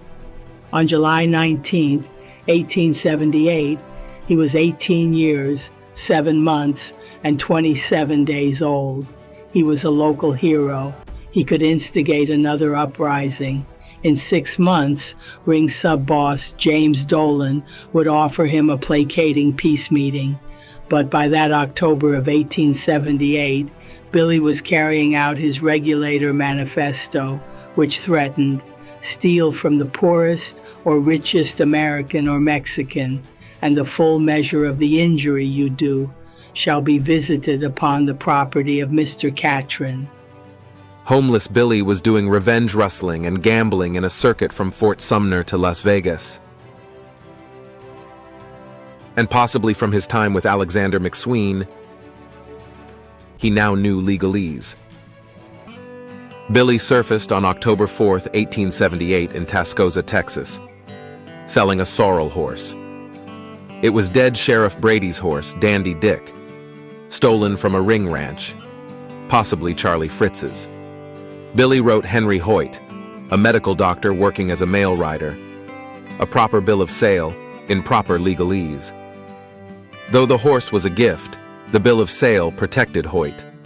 Billy had it witnessed by Jim Howard and Jewel McMasters, owners of the store and saloon where he wrote it. Billy stated, "Know all persons by these presents, that I do hereby sell and deliver to Henry F. Hoyt 1 sorrel horse, branded BB on left hip, and other indistinct branded on shoulders, for the sum of $75, in hand received. I signed it, W. H. Bonney."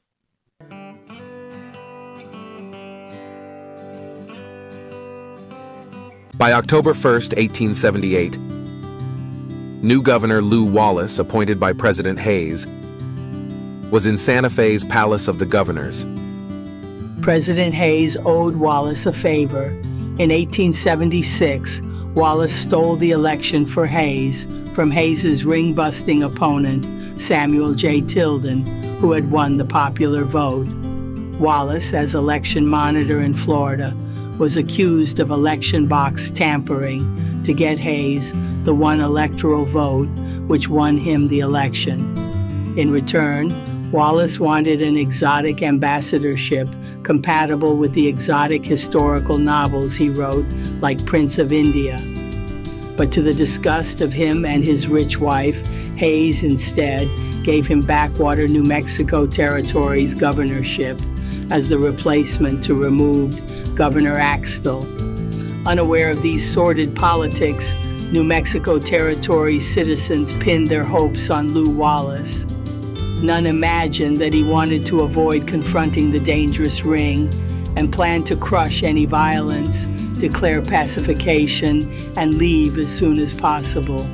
On November 14, 1878, a month after arriving, Wallace had written to his friend, Absalom Markland, "I came here and found a ring with a hand on the throat of the territory. I refused to join them, and now they are proposing to fight me in the Senate. Ex-Delegate Elkins is head center in Washington." Wallace's strategy was to pretend that Lincoln County's troubles were from general lawlessness, so he could pretend activity by capturing and hanging outlaws.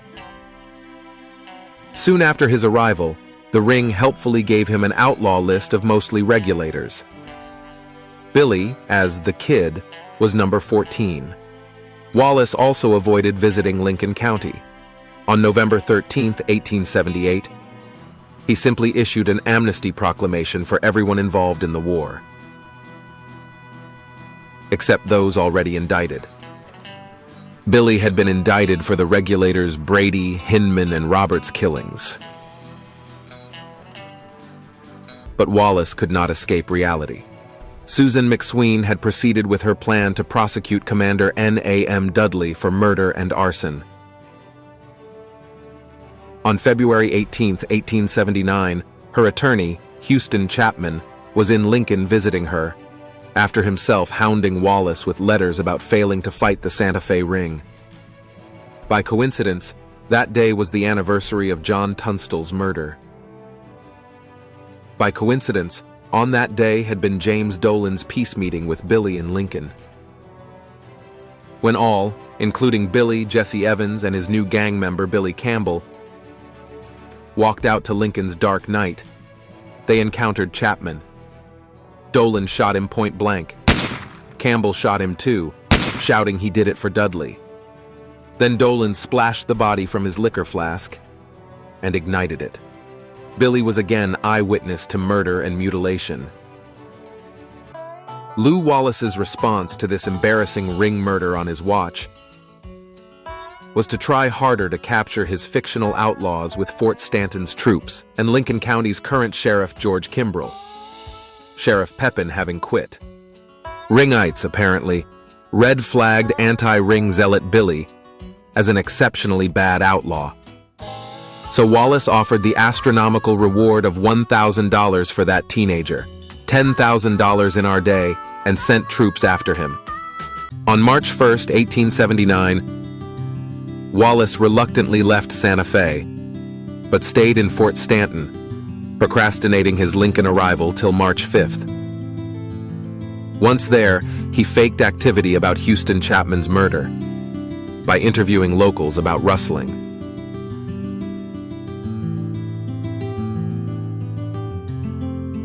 Then, probably on March 13th, Wallace got a lucky break.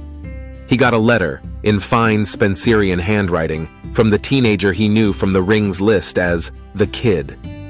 It revealed an amazing boy, not only articulate, but boldly acting as the equal of any man, including him. Billy blithely dispensed with Wallace's huge dead or alive reward as merely a measure of his worth as a witness to Chapman's murder. And he turned the tables of power. He offered a bargain. He would testify against the murderers in exchange for a pardon for what he called his Lincoln County war indictments. To be noted is Billy used proper legalese, asking for annulment of his indictments, since pardoning is after sentencing. The letter was on fine embossed paper, provided by his secret backers, Squire Wilson, Juan Patron, and San Patricio's justice of the Peace Gregorio Trujillo, and Billy was still on the search for a father figure. He explained to Lew Wallace that Antrim was only his stepfather's name. Billy said in his letter, I wrote, To His Excellency the Governor, General Lew Wallace, Dear Sir, I have heard that you will give $1,000 for my body, which, as I can understand it, means alive as a witness. I know it as a witness against those that murdered Mr. Chapman. If it was so as that I could appear at court, I could give the desired information. But I have indictments against me for things that happened in the late Lincoln County War, and am afraid to give up because my enemies would kill me. The day Mr. Chapman was murdered, I was in Lincoln, at the request of good citizens, to meet Mr. J.J. Dolan, to meet as friends, so as to be able to lay aside our arms and go to work. I was present when Mr. Chapman was murdered, and know who did it. And if it was not for those indictments, I would have made it clear before now. If it is in your power to annul those indictments, I hope you will do so as to give me a chance to explain. Please send me an answer telling me what you can do. You can send answer by bearer. I have no wish to fight anymore. Indeed, I have not raised an arm since your proclamation. As to my character, I refer to any of the citizens, for the majority of them are my friends and have been helping me all they could. I am called Kid Antrim, but Antrim is my stepfather's name. I signed as, waiting an answer, I remain your obedient servant, W.H. Bonney. Wallace answered on March 15, 1879, setting a meeting in Justice of the Peace John Squire Wilson's Lincoln House at 9:00 p.m.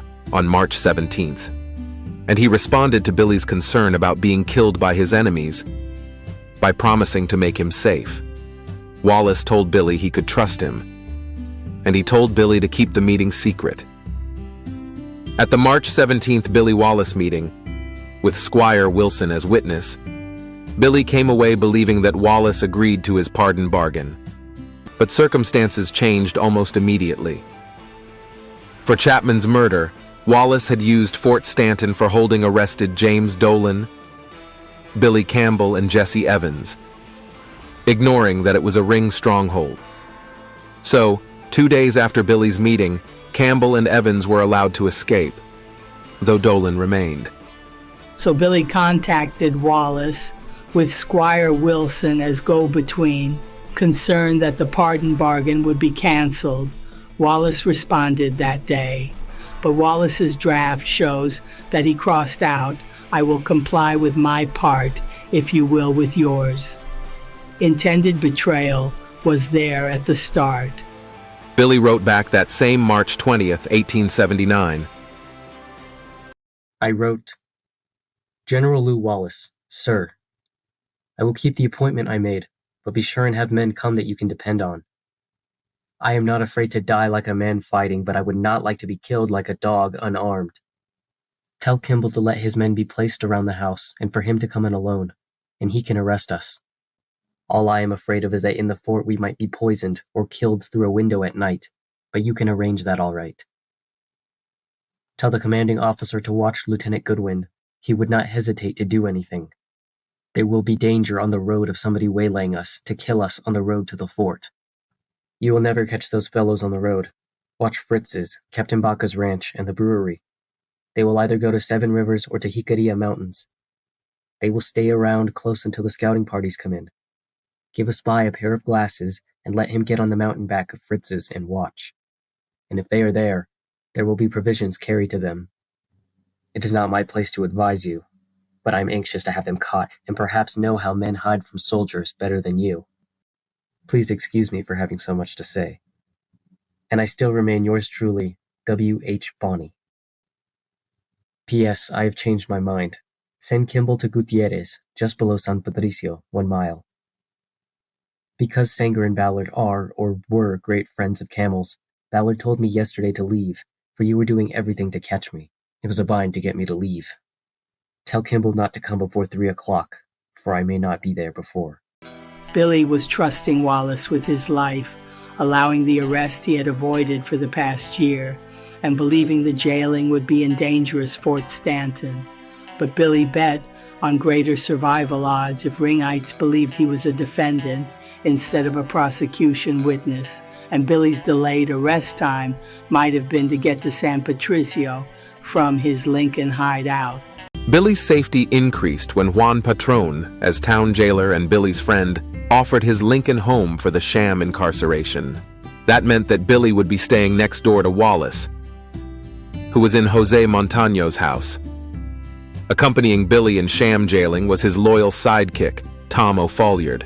While in town, Wallace feigned activity by interviewing locals about general outlawry. So on March 23, 1878, he interviewed Billy too, carefully avoiding questions about the real Santa Fe ring criminals. But Billy, now trying to impress his best father figure yet, described ring rustlers, thinking he was recruiting a powerful ally. The next day, March 24, 1879, Billy sent a letter to Wallace with more Lincoln County war references, with usual meticulous detail. Billy even reported the obscure death of Jesse Evans' gang member Tom Hill, involved in Tunstall's murder, and killed during his robbery attempt at a sheep camp. Billy signed with a trustingly intimate Billy, B-I-L-L-I-E, how he actually spelled his alias. but Billy's tragic fate was unrelenting. On March 31, 1879, hypocrite Lew Wallace sent Secretary of the Interior Carl Schurz a letter to forward to President Hayes, asking for martial law and floating his outlaw myth about the regulators. The feuds recently in Lincoln County, New Mexico, left a large many thieves and murderers who, with others of like class since added to their number, are now confederated for plunder. Wallace did not mention Billy as his upcoming star witness. Instead, he used him to exemplify the degenerate population. Wallace stated, "A precious specimen nicknamed the Kid, whom the sheriff is holding here in the plaza, as it is called, is an object of tender regard. I heard singing and music the other night. Going to the door, I found the minstrels of the village actually serenading the fellow in his prison." Billy would never hear from Wallace again. At April's Lincoln County grand jury, Billy testified and fulfilled his pardon bargain.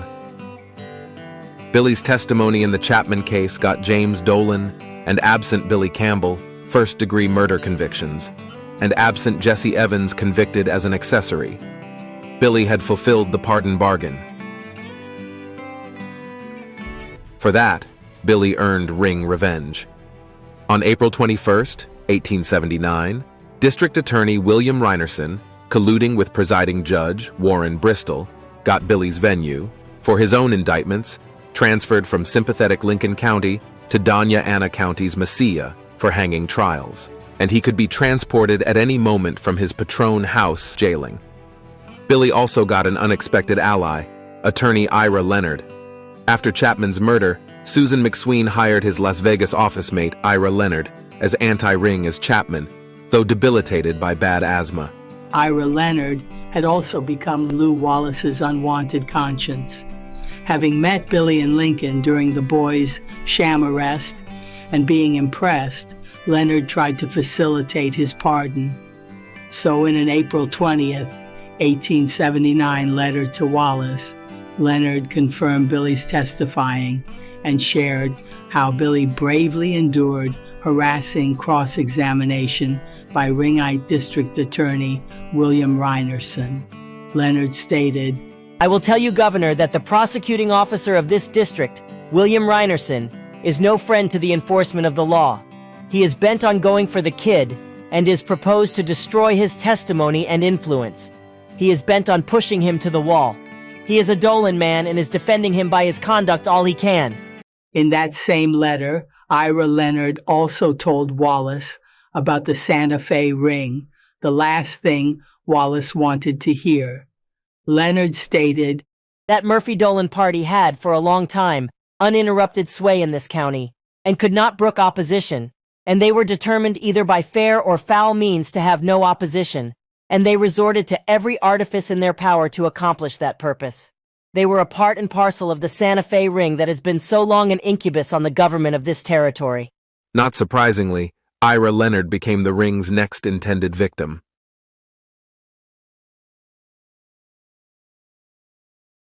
On the night of April 25, 1879, in Lincoln, the likely assassin, James Dolan, fired through a window, just missing Leonard in bed, and it didn't scare Leonard away.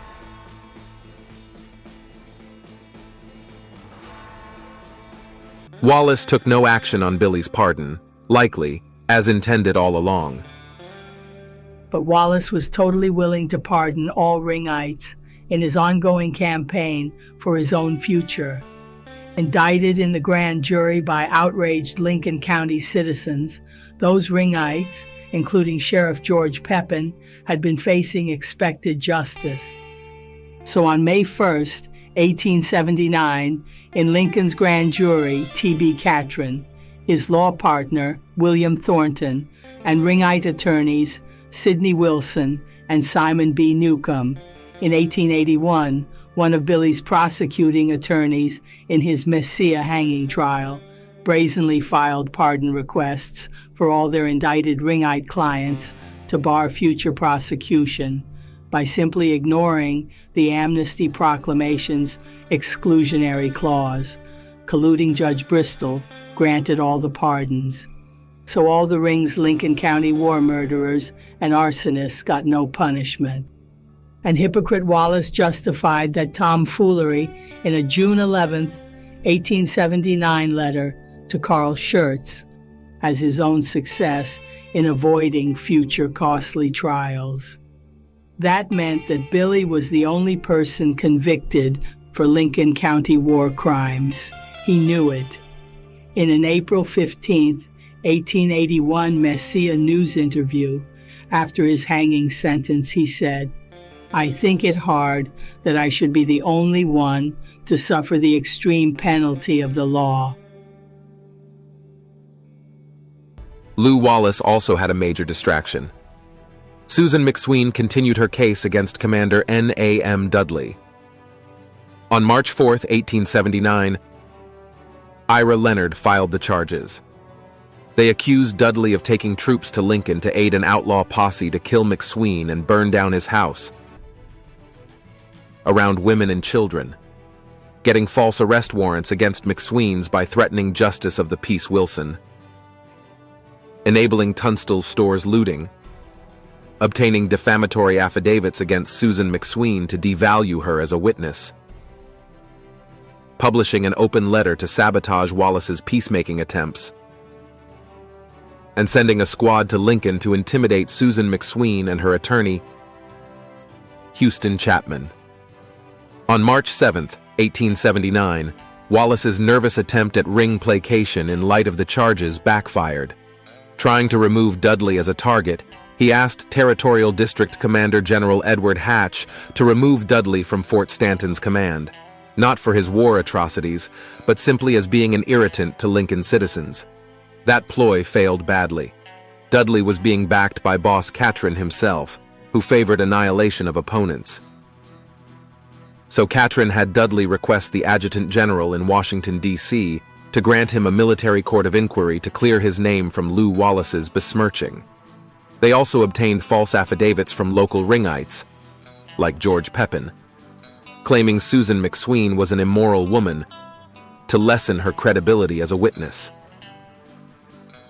On May 2, 1879, Dudley's trial began in Fort Stanton's Adjutant Building. Unhappy Lew Wallace was forced to be a prosecution witness. Ira Leonard became co-counsel to the military prosecutor. Wallace was in a no-win situation. In his testimony from May 12th to May 15th of 1879. Under cross-examination, it emerged that he had done no real fact-finding about Dudley or the Lincoln County War. Worse, by attempting to placate the ring, Wallace refused to accuse Dudley of anything. Wallace looked humiliatingly bumbling and incompetent. Billy, still in sham jailing in Juan Patron's house, having his own anti-ring agenda, had volunteered to testify as an eyewitness against Dudley. Though it was not part of Billy's pardon deal, his hatred of the commander can be imagined. He had witnessed Dudley's threatening Alexander McSween, using troops to besiege McSween's house and guard Sheriff Pepin, his enabling arson of McSween's house, his refusing aid to Susan McSween, and his using his troops in attempted murder of himself and others escaping the burning house. So on May 28th to 29th, 1879, Billy knowingly risked assassination in his 9-mile transport from Lincoln to Fort Stanton and back. Billy gave arguably the most incriminatory testimony of Dudley's trial. Dudley's defense was the territory's best trial attorney, Henry Waldo, a past member of Catron's law firm. These are highlights of Billy's incredible 2-day testimony, demonstrating his precise and unshakable observations and presented from his point of view. I'll give my answers to some of the questions in Commander Dudley's trial. The soldier prosecutor working with attorney I. Leonard was Captain H. Humphreys. Humphreys questioned me first. He asked me where I was on the 19th day of July last, and what I saw of troops that day. I answered, I was in the McSween house in Lincoln, and I saw soldiers come from the post with sheriff's party. That is, the sheriff's posse joined them a short distance below there. Soldiers passed on by, and the sheriff's party dropped off and surrounded the house. Shortly after, the soldiers came back with Pepin past the house twice afterwards. 3 soldiers came and stood in front of the house, in front of the windows. Mr. McSween wrote a note to the officer in charge asking what the soldiers were placed there for. I read the note myself. He handed it to me to read. I saw nothing further of the soldiers until night. I was in the back part of the house. When I escaped from the house, 3 soldiers fired at me from the Tunstall store, outside corner of the store. That's all I know in regards to it. Humphreys asked who escaped with me, who I saw killed and who fired. I answered, Jose Chavez escaped with me, Vicente Romero, Francisco Zamora, and McSween. And I seen 5 killed. I could not swear to who killed them. I seen some of them that fired. They were Robert Beckwith, John Hurley, John Jones, those 3 soldiers, I don't know their names. Humphreys asked if I saw a person setting fire to McSween's house. I answered that I did. Jack Long, and there was another man I did not recognize. Then I was questioned by Dudley's attorney, H. Waldo. He asked me if I was known as Kid. I answered that I am, but not Billy Kid that I know of. Waldo then asked me in what direction I went when I escaped from the McSween house, and from what part of the house I made my escape. I answered, ran towards the Tunstall store, was fired at, and there turned towards the river, and I came from the northeast corner of the house. Waldo then asked me, how many soldiers fired at you? I answered, 3. Waldo then asked me, how many soldiers were with Pepin when he passed the McSween house each time? I answered, 3. Waldo then said, the soldiers appeared to go in companies of 3s that day, did they not? I answered, all that I ever saw appeared to be 3 in a crowd at a time after they passed the first time. Waldo asked me who was killed first on the 19th of July, 1878. I answered, Harvey Morris, McSween man. Then Waldo asked me, how far is the Tunstall building from the McSween house? I answered, I could not say how far, I never measured the distance. I should judge it to be 40 yards, between 30 and 40 yards. Waldo then asked me how many shots did those soldiers fire from the Tunstall building. I answered, I could not swear to that on account of firing on all sides. I could not hear. I seen them fire 1 volley. Waldo asked me who the soldiers fired at. I answered, myself and Jose Chavez. So Waldo asked me if the McSween men were with me when the soldiers fired the volley at me and Chavez. I answered, just a short ways behind us. So Waldo asked if I was looking back. I answered, no, sir. So Waldo asked me how I knew they were behind me in range of the volley. I answered, because there was a high fence behind and a good many guns to keep them there. I could hear them speak. So Waldo asked me how far I was from the firing soldiers. I answered, I could not swear exactly, between 30 and 40 yards. The judges asked me if the soldiers which I said had fired at me as I escaped from the McSween house were colored or white. I answered, white troops. The judges then asked me if there was enough light for me to distinctly see the soldiers when they fired. I answered, the house was burning, made it almost light as day for a short distance all around. Billy's testimony in a fair court was enough to get Dudley court-martialed or even hanged for treason.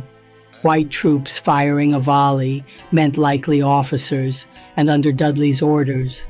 That meant not only violation of the Posse Comitatus Act by partisan intervention, but also using the military to directly murder civilians, with Harvey Morris being one likely victim. By June 6, 1879, Ira Leonard realized he was in a ring-controlled kangaroo court, though he was unaware of humiliated Lew Wallace's abandonment. Thus, it was to Wallace's deaf ears that Leonard wailed complaint in his letter of June 6, 1879. I have no hope of any good results. There is nothing to be looked or hoped from this tribunal. It is a farce on judicial investigation. The evidence against Dudley would hang a man in any country where right and justice prevailed. Billy had kept trust in Wallace, as had Ira Leonard, who had become Billy's loyalist and lawyer, working for free.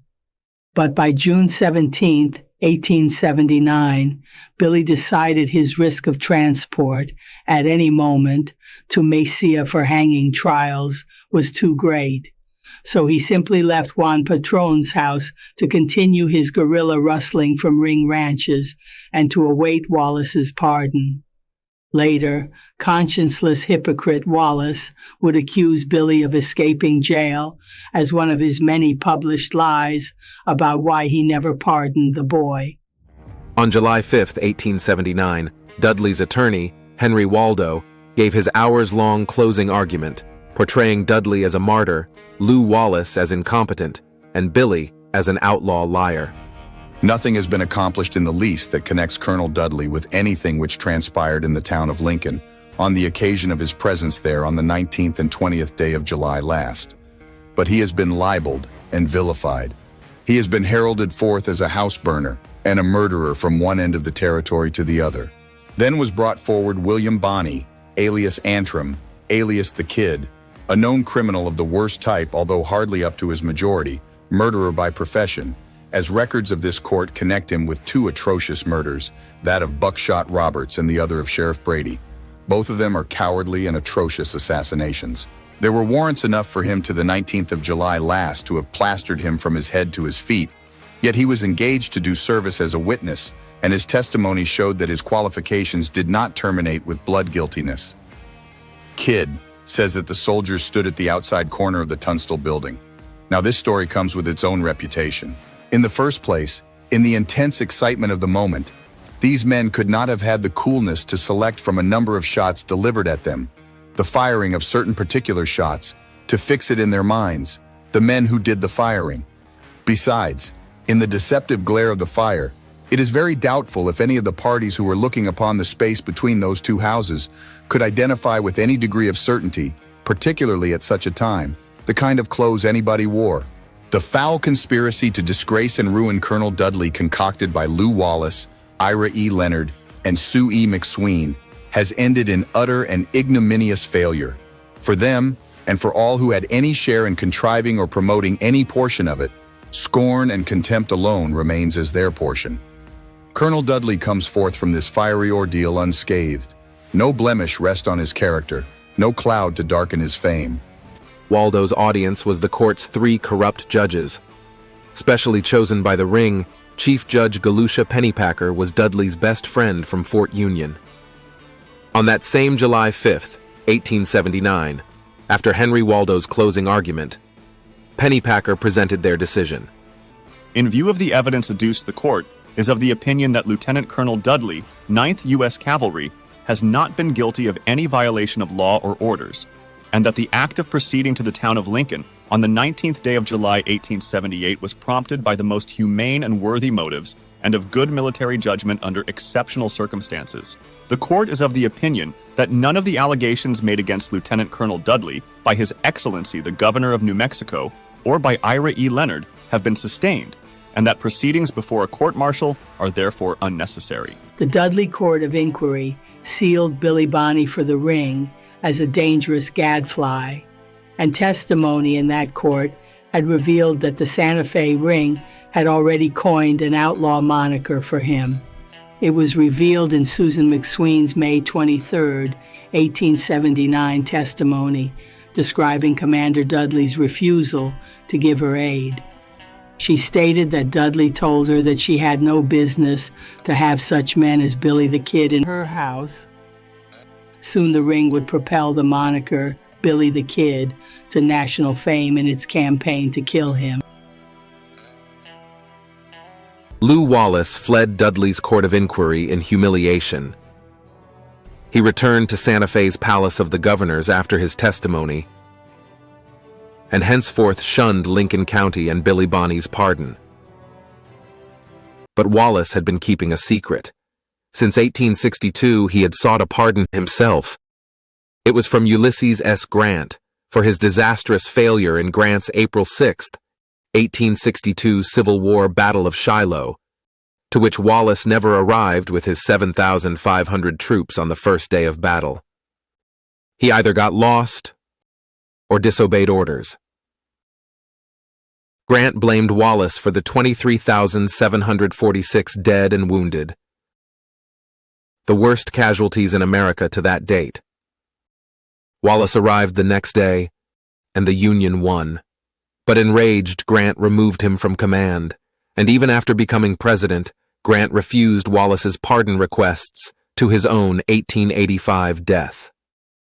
Now in Santa Fe, escaping grim reality of failure, Wallace occupied himself with redecorating the Palace of the Governors, writing future bestseller Ben-Hur, A Tale of the Christ, and sending letters to Secretary of the Interior Carl Schurz, fabricating his successful pacification of the territory, which really meant reducing citizens to helpless despair. And Wallace sadistically replicated Grant's pardon withholding on his own victim, Billy Bonney. After shielding NAM Dudley, the unchecked Santa Fe ring proceeded with mop-up of remaining adversaries and protection of friends. On June 27, 1879, Ringite Judge Warren Bristol held a hearing to release Chapman's murderer James Dolan on $3,000 bail, later dropping his case by alleging lack of witnesses. On July 13th, Dolan married ring-beholden Charlie Fritz's daughter, Carolina. It was too early for the ring to tell if Billy Bonney would flee the territory. Like other regulators, he did not.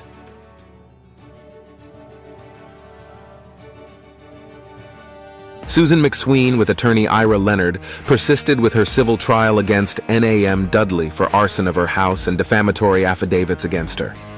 Judge Warren Bristol changed its venue to Mesilla to guarantee a jury ignorant of Lincoln County war issues. On November 25, 1879, with Dudley represented by Catron's friend, U.S. Attorney Sidney Barnes, Susan lost the arson case, and the defamation charge was thrown out. To earn money, Billy gambled his circuit from Fort Sumner to Anton Chico to Las Vegas. And he continued guerrilla rustling against ringites. He sold stock to non-ringites.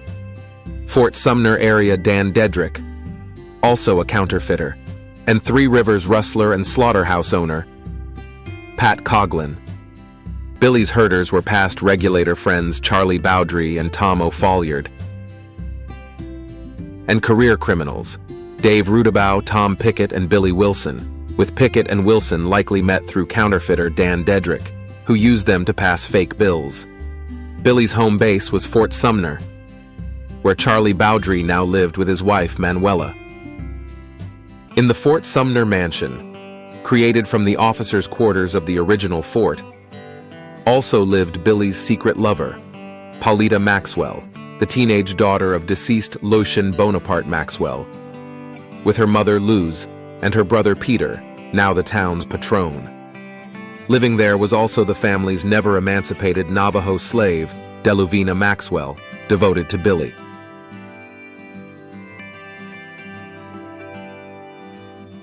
On August 26, 1879, in an argument, John Jones shot dead John Beckwith. In retaliation, Seven Rivers ring rustler Robert Bob Ollinger killed Jones fiendishly, teaming with another Seven Rivers man who played sick and trapped his hand. It was another loss by death to Billy, who had known the Jones family since his 1877 return to the territory.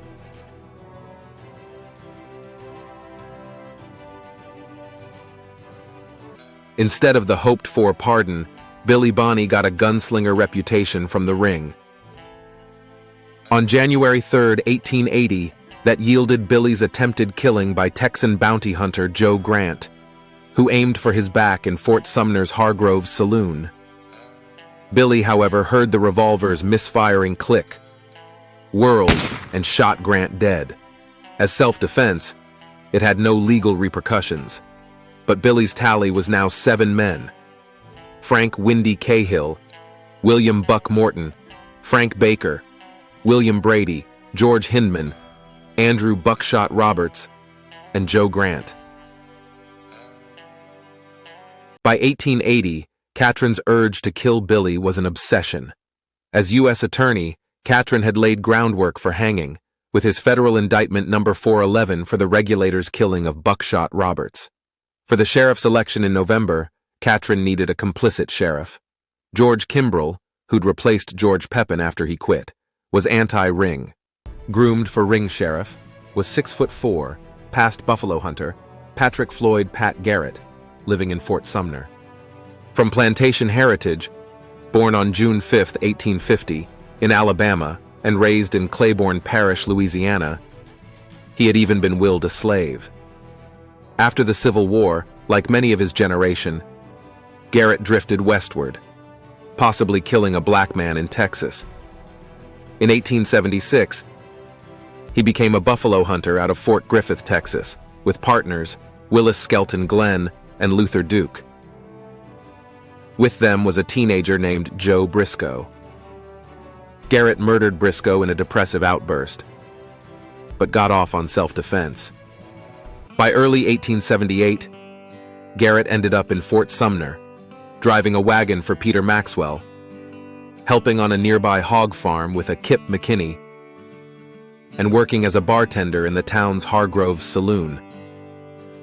There, Garrett gambled with another transient named Billy Bonney, almost a decade younger than him, with the two getting townspeople's nicknames Big Casino and Little Casino for their height discrepancy. Garrett married a woman named Juanita, claimed to be a sister of local woman Apolinaria Gutierrez. Juanita soon died, and he married Apolinaria. So when the 1880 offer to become a lawman came, Garrett eagerly moved to Roswell to qualify. There, Garrett and his family would take in, as a boarder, its postmaster, Ashman Ash Upson, whose journalist background would be employed the next year, 1881, to begin ghostwriting a dime novel-style book for Garrett, which would end with his killing Billy the Kid. Though Pat Garrett knew Billy, he was unaware of Lincoln County war issues. Wanting the job, he would have been willing to kill. The ring assisted him by bringing in the Secret Service, arguably for its earliest political murder. The contact was likely co-boss Stephen Benton Elkins, by then a Washington insider with access to its chief, James Brooks. The Secret Service, a branch of the Treasury Department, had been founded by Abraham Lincoln to pursue counterfeiters, though it could prosecute any crimes it saw fit.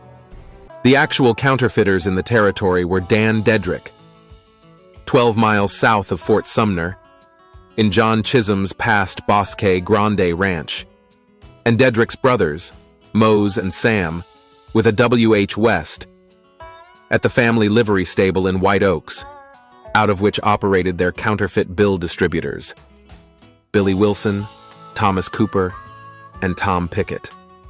Dedrick's modus operandi was buying cattle with counterfeit bills, then reselling them for cash. His men also made local purchases with his bills in Lincoln. On September 10, 1880, assigned to New Mexico Territory was Azariah Wild, one of the 40 special operatives, and from New Orleans headquarters. Gullible and lazy, Wild was manipulated by his ring handlers in Lincoln, James Dolan and Catron's brother-in-law, Edgar Waltz. Wild, preferring New Orleans' warmth, hated the cold and snowy weather, choosing to stay mostly in Lincoln and not actually investigating. From his September 20, 1880 meeting with Dolan in Santa Fe to see the bad bills, to his December 23, 1880 departure, as can be seen in Wild's daily reports mailed to Chief Brooks in Washington, D.C. The ring's convoluted plot was to link counterfeiting to Billy Bonney by a few $100 counterfeit bills that Dolan, now owning the Tunstall store, had received from Billy Wilson. The connection was Billy's use of Billy Wilson and Tom Pickett for his guerrilla rustling. Billy knew Dedrick well enough to give him his subsequently famous tintype, but Wild was tricked to believe there was a huge counterfeiting and rustling gang headquartered in Fort Sumner, where Billy stayed. By October 5th, Wild reported hearing about Billy as an outlaw hiding in the mountains. By October 8th, contacted by Ira Leonard, Wilde thought he had cracked the case, when Leonard offered Billy as a witness against the counterfeiters in exchange for the pardon Lew Wallace still withheld. And Lew Wallace might have agreed, if it came from Wilde, not him. Wilde planned a meeting with Leonard and Billy, but Dolan seems to have swayed Wilde by lying that Billy was the leader of the fictional counterfeiting rustling gang as the biggest in the United States. So in his report of October 11th, Wilde wrote, "It may be well to send down warrants for the other parties who stand indicted in U.S. court, and who are making Fort Sumner their headquarters." That meant Billy. For October 14th, 1880, Wilde revealed that he had merged counterfeiters with Billy's group in Fort Sumner. "William Wilson is, at present, with 18 other desperados at Fort Sumner, 160 miles from here, and 125 miles from Las Vegas. He has with him 3 men who were indicted in the U.S. court. They are a terror to the whole country." By October 16th, 1880, Billy, more canny than Ira Leonard, determined the mail route for Wilde's reports and robbed the stagecoach to get them. So Billy learned the plot to arrest him for hanging trials at the meeting and bowed out of his second pardon deal. Now, Azariah Wilde, like Governor Lew Wallace, having accomplished nothing real in the territory, having not even left Lincoln to investigate Dan Dedrick's reported printing press for counterfeit bills, now needed the kid for his own outlaw myth to feign action. In the November 2nd, 1880, Lincoln County Sheriff's election, Pat Garrett, advertised to new White Oak settlers as a law and order man, won with 358 votes to incumbent George Kimbrell's 141. Kimbrell was forced to appoint Garrett as his deputy, and Azariah Wilde appointed Garrett a deputy U.S. Marshal for territory-wide jurisdiction and paid for his Texan posses, since New Mexicans refused to ride against Billy. White Oaks was the exception. Newcomers in a recent gold rush, they knew Billy only from selling stock at the Dedrick's livery. Agitated by Garrett, they formed their own posse. On November 22nd, 1880, they ambushed Billy at nearby Coyote Spring, along with Tom O'Folliard, Billy Wilson, Tom Pickett, and Dirty Dave Rudabout, shooting dead 2 of their horses before Billy's group escaped. 5 days later, that posse ambushed them again at the way station ranch of Whiskey Jim Greathouse, 40 miles northeast of White Oaks, accidentally killing one of their own men, Jim Carlisle, but blaming Billy. That accusation prompted Billy's only letter of 1880 to Governor Lew Wallace, dated December 12, 1880. Billy described Carlisle's friendly fire killing, his own Robin Hood role in the community, and wrongly concluded that John Chisholm was behind his harassment. Billy stated, Governor Lew Wallace, Dear Sir, I noticed in the Las Vegas Gazette a piece which stated that Billy the Kid, the name by which I am known in this country, was the captain of a band of outlaws who hold forth at the Portales. There is no such organization in existence, so the gentleman must have drawn very heavily on his imagination. My business at the White Oaks at the time I was waylaid and my horse killed was to see Judge Leonard, who has my case in hand. He had written me to come up, that he thought he could get everything straightened up. I did not find him at the Oaks, and should have gone to Lincoln if I had met with no accident. After mine and Billy Wilson's horses were killed, we both made our way to a station 40 miles from the Oaks, kept by Mr. Greathouse. When I got up the next morning, the house was surrounded by an outfit led by one Carlisle, who had come into the house and demanded a surrender. I asked for their papers, and they had none, so I concluded that it amounted to nothing more than a mob, and told Carlisle that he would have to stay in the house and lead the way out that night. Soon after, a note was brought in stating that if Carlisle did not come out inside of 5 minutes, they would kill the station keeper, Greathouse, who had left the house and was with them. In a short time, a shot was fired on the outside, and Carlisle, thinking Greathouse was killed, jumped through the window, breaking the sash as he went, and was killed by his own party, they thinking it was me trying to make my escape. The party then withdrew.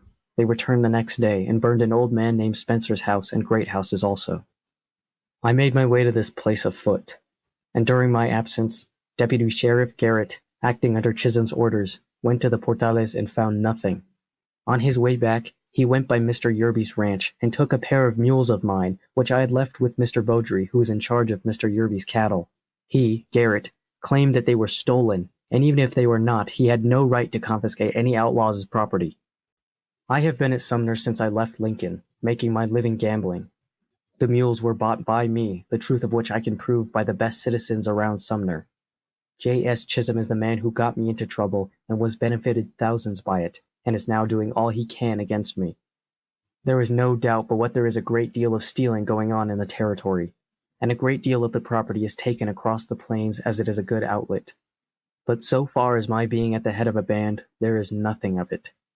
In several instances I have recovered stolen property when there was no chance to get an officer to do it. One instance for Hugo Zuber, Post Office, Puerto de Luna. Another for Pablo Anaya, same place. If some impartial party were to investigate this matter, they would find it far different from the impression put out by Chisholm and his tools. I signed, Yours respect, William Bonney. Billy did not conceive the forces massed against him. When he and his group rode into their Fort Sumner home base on December 19, 1880, they were ambushed by Pat Garrett and his Texan posse.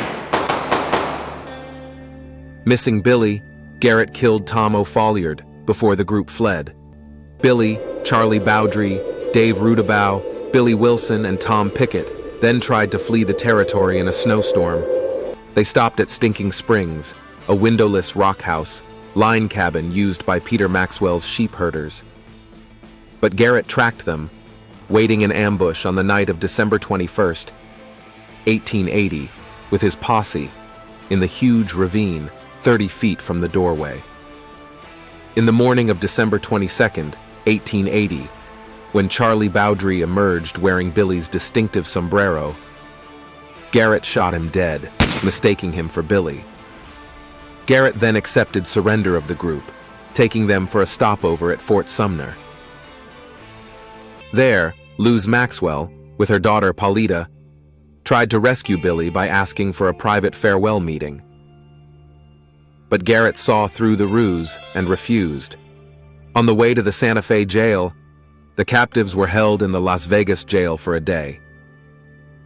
By December 22, 1880, the Santa Fe Ring had launched its Billy the Kid outlaw myth nationally. In the New York Sun, with leaked lies from Azariah Wild's investigation.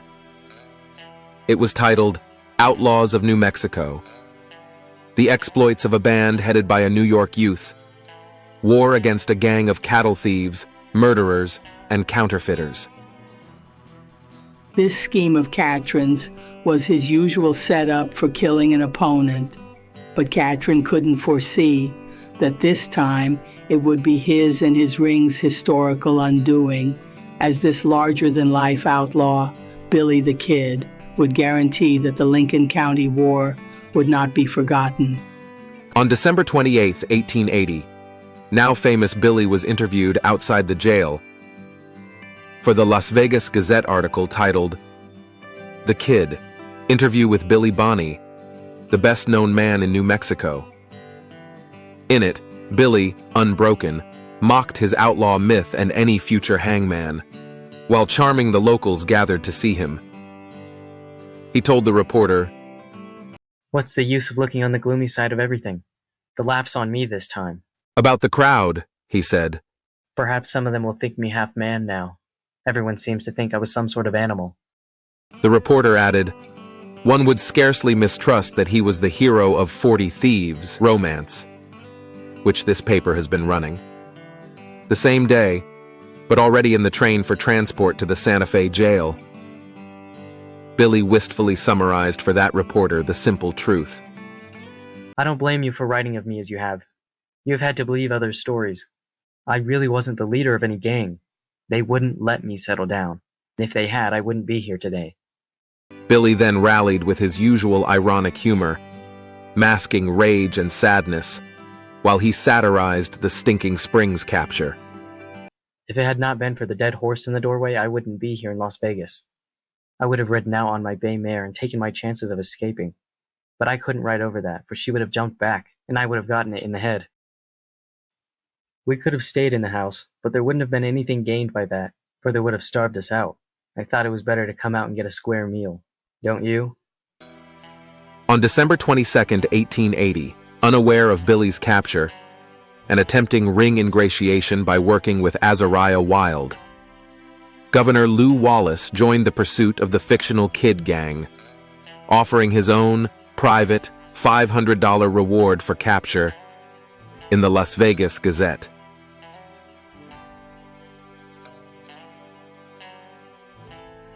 Billy was kept in the Santa Fe jail from December 27, 1880 to March 28, 1881, because the ring was waiting for the Atchison, Topeka, and Santa Fe railroad tracks to be completed to the Mesilla area. So fearful were they about Billy's partisan rescue. On February 28, 1881, Billy was caught with Santa Fe jail cellmates, just before successfully tunneling out. He was put in solitary confinement for the remainder of his stay, till March 28, 1881. From the Santa Fe jail, Billy wrote 4 unanswered pardon plea letters to Lew Wallace at the nearby palace of the governors. On January 1, 1881, Billy wrote his first jail letter. Governor Lew Wallace, dear sir, I would like to see you for a few moments if you can spare the time. I signed, Yours respect, W.H. Bonney. On March 2, 1881, Billy wrote his second jail letter. Governor Lew Wallace, dear sir, I wish you would come down to the jail to see me. It will be to your interest to come and see me. I have some letters which date back 2 years, and there are parties who are very anxious to get them, but I shall not dispose of them until I see you. That is, if you will come immediately. Yours respect, William H. Bonney. On March 4, 1881, Billy wrote, Governor Lew Wallace, dear sir, I wrote you a little note the day before yesterday, but have received no answer. I expect you have forgotten what you promised me this month 2 years ago, but I have not. And I think you ought to have come and seen me as I requested you to. I have done everything I promised you I would, and you have done nothing that you promised me.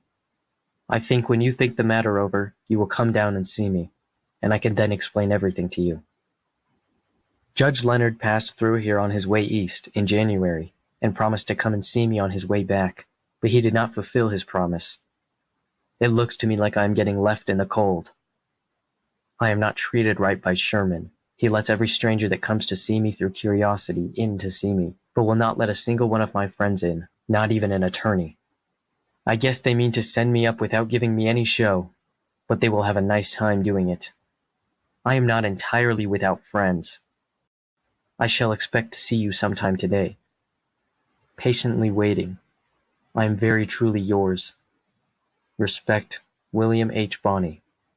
On March 27, 1881, Billy wrote, Governor Lew Wallace, dear sir, for the last time I ask, will you keep your promise? I start below tomorrow. Send answer by bearer. Yours respect, W. Bonney.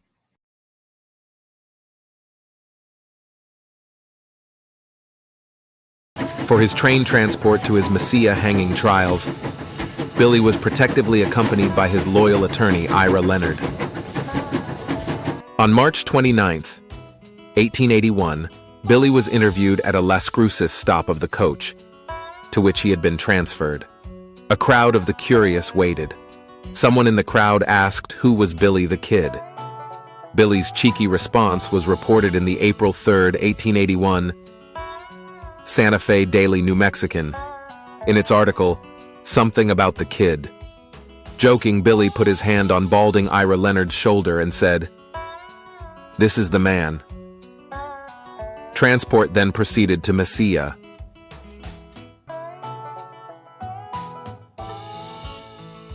On March 30th, 1881, in the courthouse adjoining the Mesilla jail, under ringite Judge Warren Bristol, Billy's first trial was for Catron's federal indictment 411 for the regulators' killing of Andrew Buckshot Roberts, likely thought unbeatable by the ring.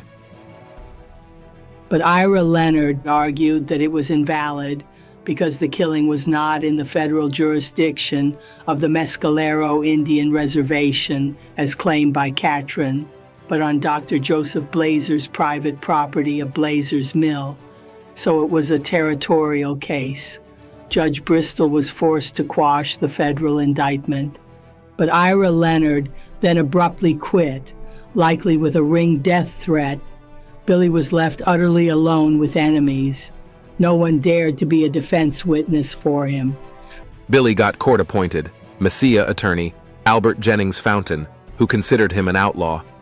Fountain's co-counsel was John D. Bale, a political ally of T.B. Catron. On April 8, 1881, for the next case, the killing of Sheriff William Brady, Judge Bristol instructed the jury that Billy's presence alone qualified for first-degree murder, whose only penalty was hanging. Fountain and Bale gave no compelling counter-argument. Prosecution witnesses included multiple murderer James Dolan. The Spanish-speaking jury had no translator. And Billy, a master testifier and bilingual, was not allowed to testify by Fountain. In fact, there was a good defense argument against a first-degree murder verdict. Billy and the regulators, believing Brady and his deputies intended to murder Alexander McSween later that day, killed Brady to save McSween's life. Had there been no time gap, like seeing Brady about to shoot McSween, it was exonerating as killing to protect life. With the delay before McSween's arrival, it was mitigating to second or lower degree of murder, meaning no hanging. But the jury was not given that argument. On April 9, 1881, the second day of the trial, the jury gave the verdict that had been forced, first-degree murder. On April 13, 1881, Judge Bristol sentenced Billy to hanging in Lincoln the next month. May 13, 1881. On April 15, 1881, Billy was interviewed in jail by the Mesilla News.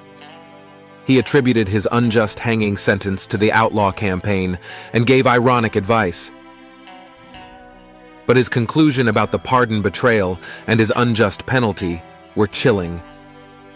Well, I had intended at one time not to say a word on my own behalf because persons would say, "Oh, he lied." Newman, editor of the Semi-Weekly, gave me a rough deal. He created prejudice against me and is trying to incite a mob to lynch me. I think it a dirty, mean advantage to take of me, considering my situation, and knowing that I could not defend myself by word or act.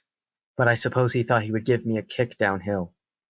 If mob law is going to rule, better dismiss judge and sheriff and let all take chances alike. Advise persons never to engage in killing. Considering the active part Governor Wallace took on our side, and the friendly relations that existed between him and me, and the promise he made me, I think he ought to pardon me. Don't know that he will do it. I think it hard that I should be the only one to suffer the extreme penalty of the law. That same April 15, 1881, Billy, with restrained desperation, wrote to Edgar Capeless, an attorney he had hired in Santa Fe for a replevin or recovery case for his bay mare, stolen by Pat Garrett's posse man Frank Stewart at Stinking Springs, and sold to wealthy Scott Moore, owner of Las Vegas's Moore's Hot Springs Hotel, who had given her to his wife, Minnie. Billy wanted to appeal. Unaware of Fountain's bad work, Billy needed money to hire him for the appeal. But Capeless won the case after Billy's killing and kept the money as his own fee. Billy's letter to attorney Capeless stated, Dear Sir, I would have written before this, but could get no paper. My United States case was thrown out of court, and I was rushed to trial on my territorial charge. Was convicted of murder in the first degree, and am to be hanged on the 13th day of May. Mr. A.J. Fountain was appointed to defend me, and has done the best he could for me. He is willing to carry the case further if I can raise the money to bear his expense. The mare is about all I can depend on at present, So hope you will settle the case right away and give him the money you get for her. If you do not settle the matter with Scott Moore and have to go to court about it, either give Fountain the mare or sell her at auction and give Fountain the money. Please do as Fountain wishes in the matter. I know you will do the best you can for me in this. I shall be taking to Lincoln tomorrow. Please write in direct care of Garrett, Sheriff. Excuse bad writing. I have my handcuffs on. I remain as ever, yours respectfully, W. H. Bonney.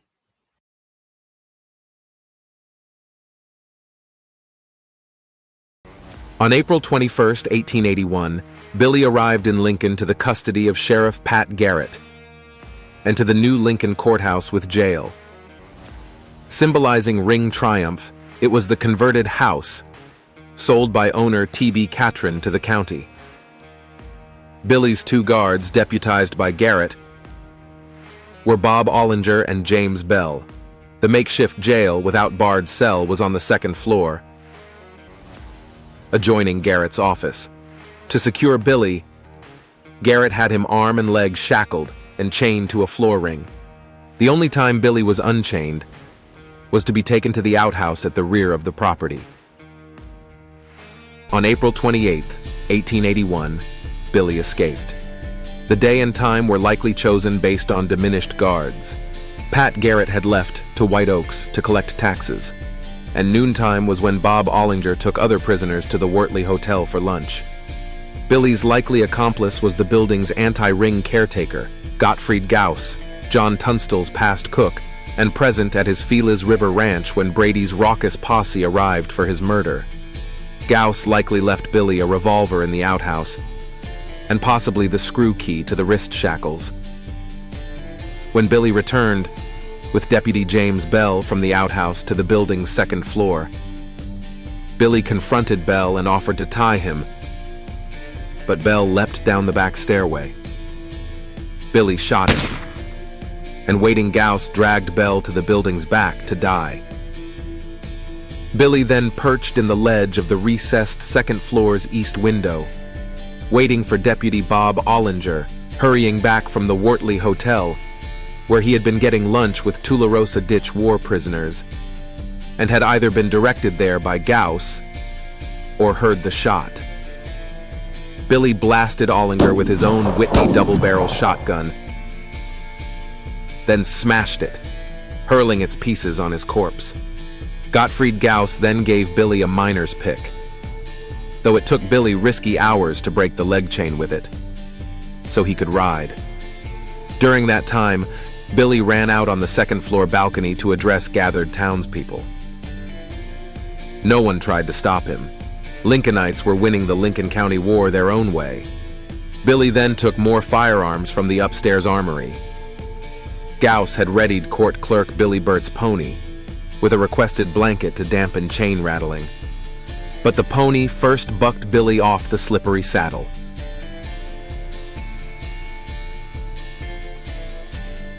Then there was freedom.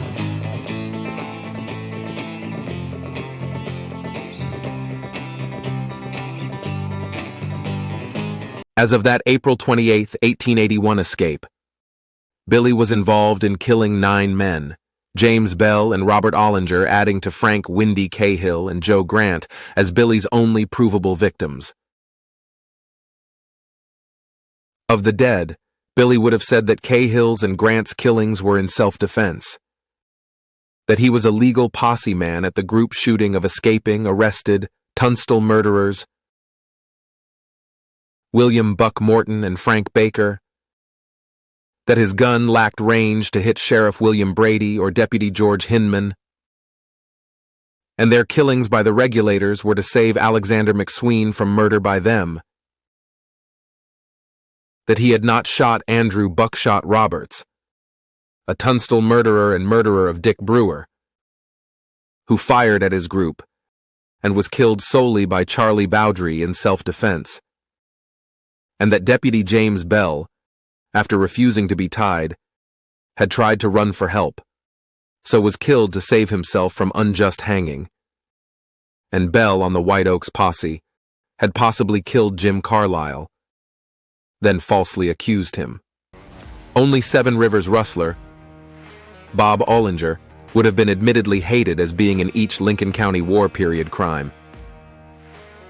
Tunstall's murder, Frank McNabb's ambush murder, and the war's skirmishes and battle. And he had murdered John Jones. Billy's rage was so great that he smashed Ollinger's shotgun to throw it down on his corpse, delaying his own escape. That final list of 9 killed men, with only 4 certain, remained as Billy's final tally. That was not the 21 men, one for each year of his life, fabricated by lying hypocrite Lew Wallace in his Billy the Kid outlaw myth articles.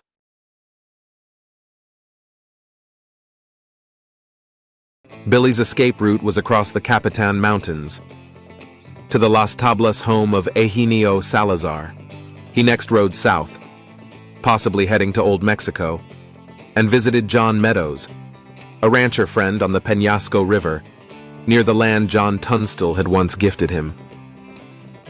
But Billy then turned northeast to Fort Sumner and his love, Paulita Maxwell.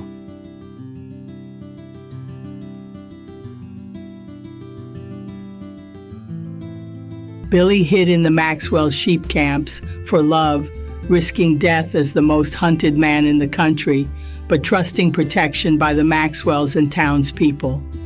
On May 3, 1881, shameless Lew Wallace published his second personal reward notice, this time in the Santa Fe Daily New Mexican. Billy the Kid, $500 reward. I will pay $500 reward to any person or persons who will capture William Bonney, alias the Kid, and deliver him to any sheriff of New Mexico. Satisfactory proofs of identity will be required. Lew Wallace, Governor of New Mexico. Wallace's book, Ben-Hur, released in December of 1880, was already a bestseller. On April 19, 1881, President James Garfield sent Wallace a letter of praise. Not waiting to complete his term, Wallace departed hated New Mexico territory on May 28, 1881, unconcerned that his replacement was ringite Lionel Sheldon. On June 4, 1881, President Garfield appointed Wallace to his desired ambassadorship in Turkey. Lew Wallace then sailed off into the rest of his life of acclaim, till his 1905 death. Billy Bonney had 41 days to live. Almost to his dying day, hypocrite Wallace obsessively published outlaw myth articles about murderer outlaw Billy the Kid, betrayer of noble Governor Wallace's pardon bargain with him, as if lying could erase guilt of Wallace's own betrayal. Pat Garrett's 2 deputies for the pursuit of Billy to Fort Sumner, John William Poe and Thomas Kip McKinney, did not know Billy. Poe, a buffalo hunter, past deputy U.S. Marshal in Texas, a cattle detective, and recent White Oak settler, had met Garrett during the Secret Service-assisted tracking of the so-called Kid Gang. McKinney knew Garrett from their 1878 hog farming days. They knew only Billy's outlaw myth propaganda. Once in Fort Sumner, Garrett, doubting Billy's presence as too foolhardy, was urged by Poe to stay. On July 14, 1881, Poe, a stranger to locals, did reconnaissance, and also checked with Sunnyside postmaster Milner Rudolph, 7 miles north. Poe became convinced Billy was nearby. That night, Poe, Garrett, and McKinney planned an ambush in Peter Maxwell's bedroom with Maxwell as traitor, the most guarded secret of the plot, since Maxwell's risk was mortal if it was known in Fort Sumner that he set up beloved Billy's death. Unknown accomplices likely directed Billy to Maxwell's bedroom, at the mansion's southeast corner, where Garrett waited inside, with Poe and McKinney stationed to kill Billy if he managed to escape through the door to the porticoed porch surrounding the house. Late that night, Billy left the converted barracks house of married Celsa and Saval Gutierrez, heading to the Maxwell mansion. He walked in trusting, stockinged feet across the original fort's old parade ground, carrying the Gutierrez's butcher knife to cut himself a dinner steak from the side of beef that Maxwell hung for townspeople. On the cool north porch, the light of the almost full moon hovering in the east, in huge moon illusion at the horizon, made it almost as light as day.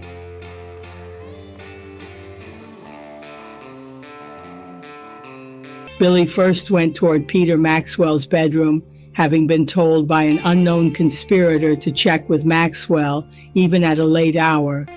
But seeing Poe, a stranger, on the porch, Billy asked in Spanish who he was, then entered the blindingly dark bedroom. It was a little before midnight, July 14th, 1881. Inside, to Peter Maxwell, in bed as decoy, Billy asked again in Spanish who was there, possibly sensing Garrett in the darkness. Garrett quickly fired 2 shots. The first was fatal. In terror of Billy's retaliation, Maxwell ran out to the porch, almost getting shot by Poe, primed for backup killing of possibly escaping Billy. Then Garrett re-entered with Poe and McKinney and made sure Billy was dead. The 200 shocked townspeople, having believed their town was safe, held a night vigil for Billy's body in their carpenter's shop. And Delavina Maxwell paid respects to Billy's body when it was returned to the Maxwell house for the coroner's jury inquest in the daylight.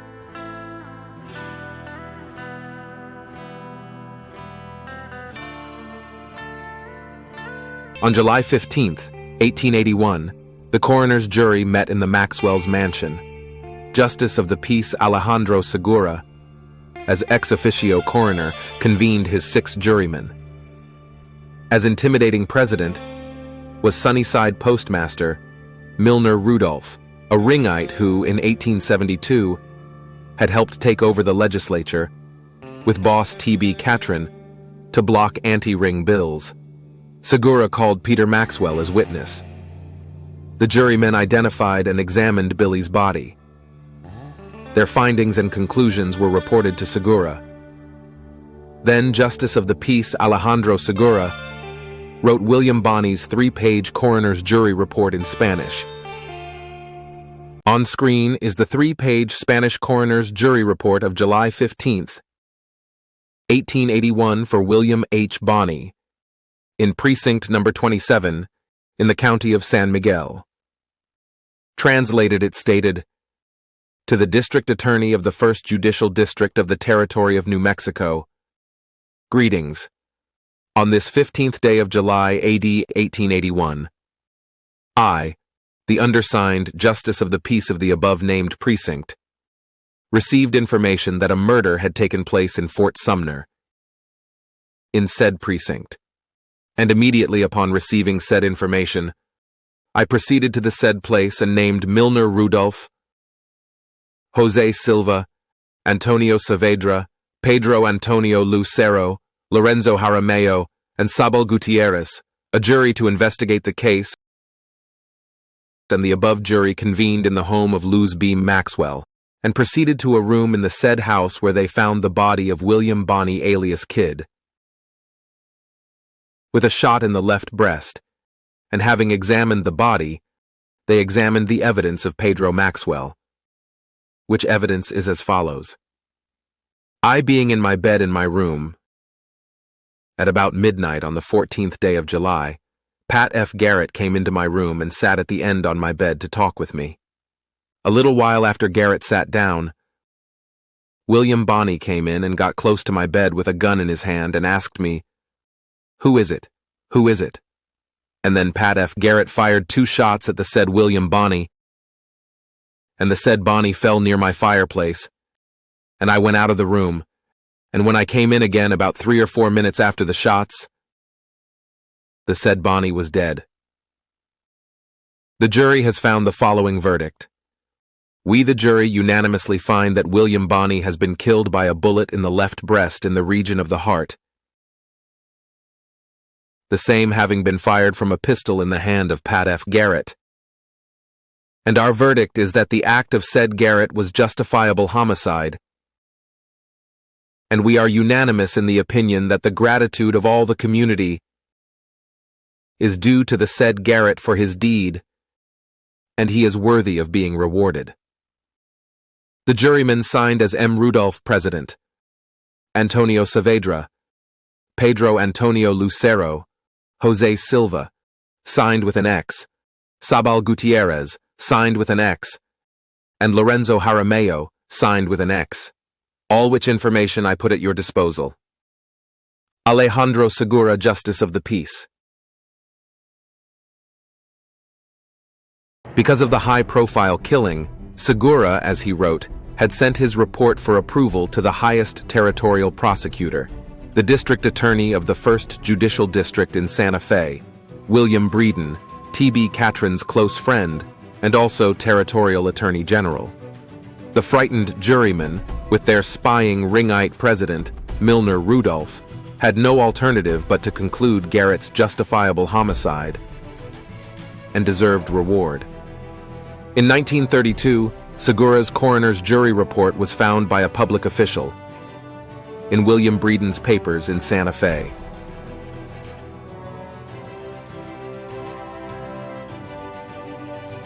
Billy Bonney was buried on July 15, 1881, in the Maxwell family's half-acre cemetery, converted from the old fort's military burial ground, alongside his fellow regulators killed by Pat Garrett, Tom O'Folliard, and Charlie Bowdry, and in company of Grand Lucian Bonaparte Maxwell, lying just several yards away.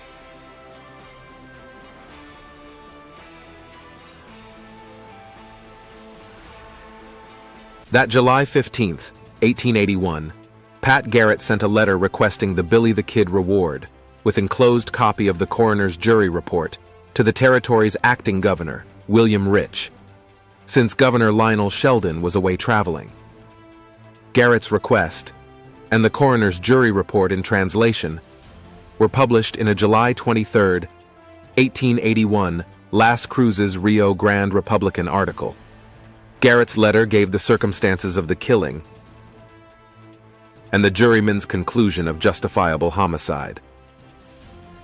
Not coincidentally, for the rewards collection, Garrett was represented in his meeting with acting Governor Rich by attorney Thomas Benton Catron himself, the man for whom Billy's killing was done. And, with the unwavering loyalty Catron granted to all his hitmen, for the rest of Garrett's life, before Garrett's 1908 murder, Catron extended him never-repaid loans to ease his chronic financial woes. But payment of Garrett's $500 reward was delayed on a technicality.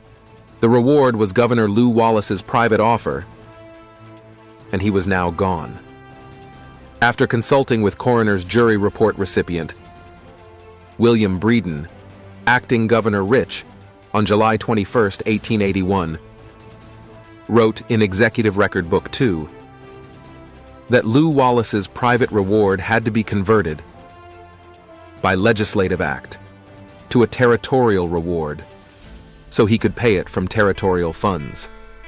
The territorial legislature granted Garrett the $500 reward on February 18, 1882.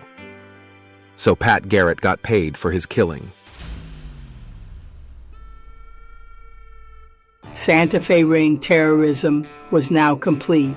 Silence fell for a generation before any dared counter the ring's outlaw myth of Billy the Kid, and the ring's pivotal role in the history was buried, along with Billy Bonney, awaiting truth to be revealed, while timid 20th century historians promoted the outlaw myth and generations of untouched ringites smugly hid the dark secrets until the right time dawned, which is now.